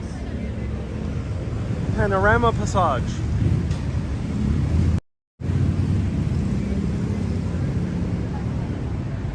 Sharon says, I'm it'll be busy. Yeah, I think so, yeah. These were constructed in 1800. And they were a replacement for a hotel, it says. Or they were they're placed for a hotel.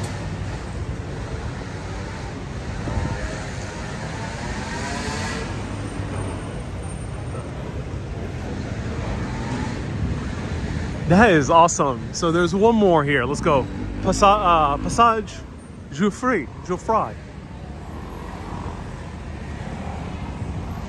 AP says it's like La Souk in Morocco. Yeah, I heard Morocco, and is it called Tangiers? Morocco. They have those passageways as well, and also Istanbul has a few of them as well. Here's the original wax museum. So a lot of people know Madame Tussauds, but this is one of the original wax museums. Musée Grevin.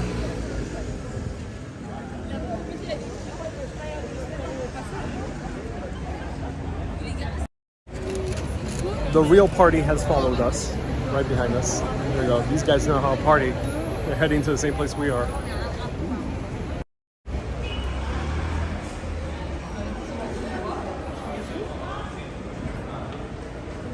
Susie says, are we getting coffee or tea? I would need a gallon of water at this point.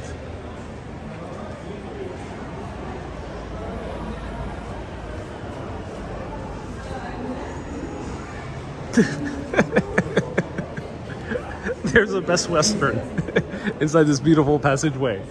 Oh, that's funny.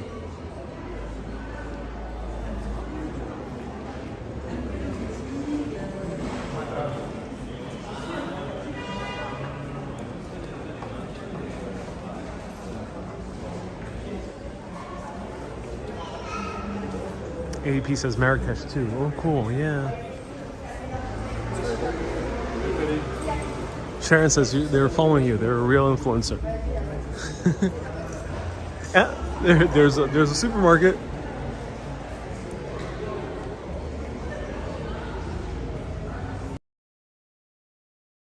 Wendy says, wow, then postcards. Yeah, postcards coming up. For Mega Urbanist, I got like a huge array of postcards.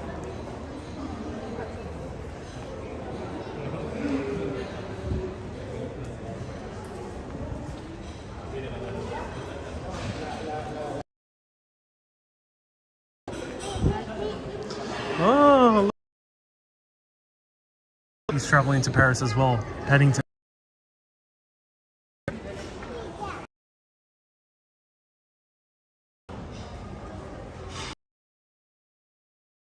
That's the top sponsor I would.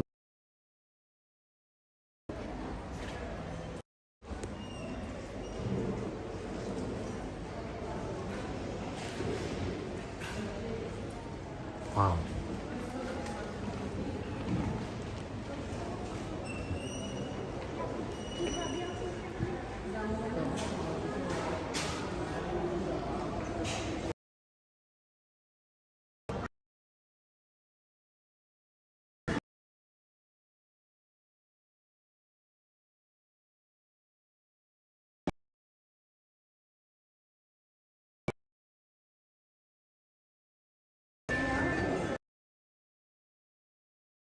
I mean, Tigger from.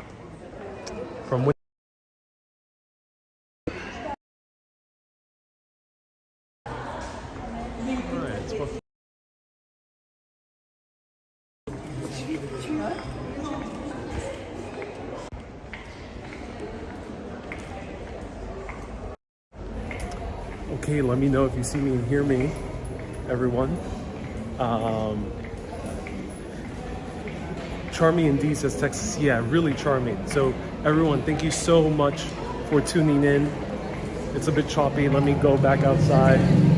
Bear with me.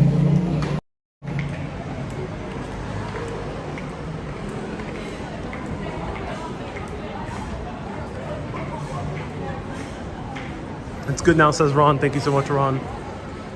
It's gorgeous. I recommend visiting these passageways. They're called Panoramas.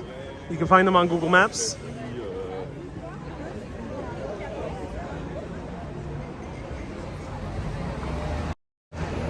Everyone, thank you so much for tuning in. This is the last official live stream from Paris.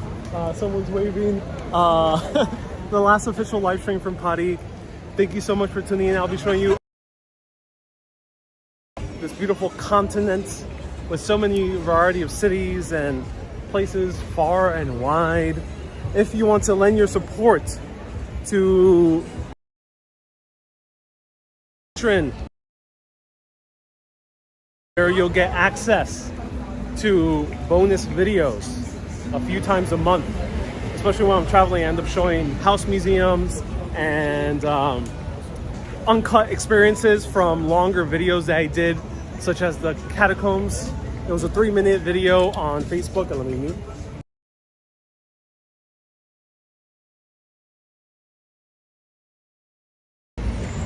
They're uncut videos. I mean, yeah, uncut videos or barely edited from the catacombs. You're gonna get a 50-minute video, basically the entire walk of the catacombs. You're gonna see a first-hand experience. And another one that was posted was the crypts of the Pantheon. So if I can't get cell phone reception, patreon.com/urbanist, and house museums as well, which we'll see more in other trips. Everyone, thank you so much for tuning in. I hope you enjoyed this city of lights and love, Paris here. Beautiful city, highly recommend visiting it. If you're coming to Europe, it might be one of the best first cities to visit here in Europe. Everyone, see you in the next destination, Thursdays through Saturdays at 3 p.m. Western European time, 4 p.m. Eastern European, 2 p.m. UK, 9 a.m. New York. Keep being awesome and always keep on exploring. Have a good day, everyone. Bye-bye. We have another police passing through. Au revoir, mes amis. A bientôt.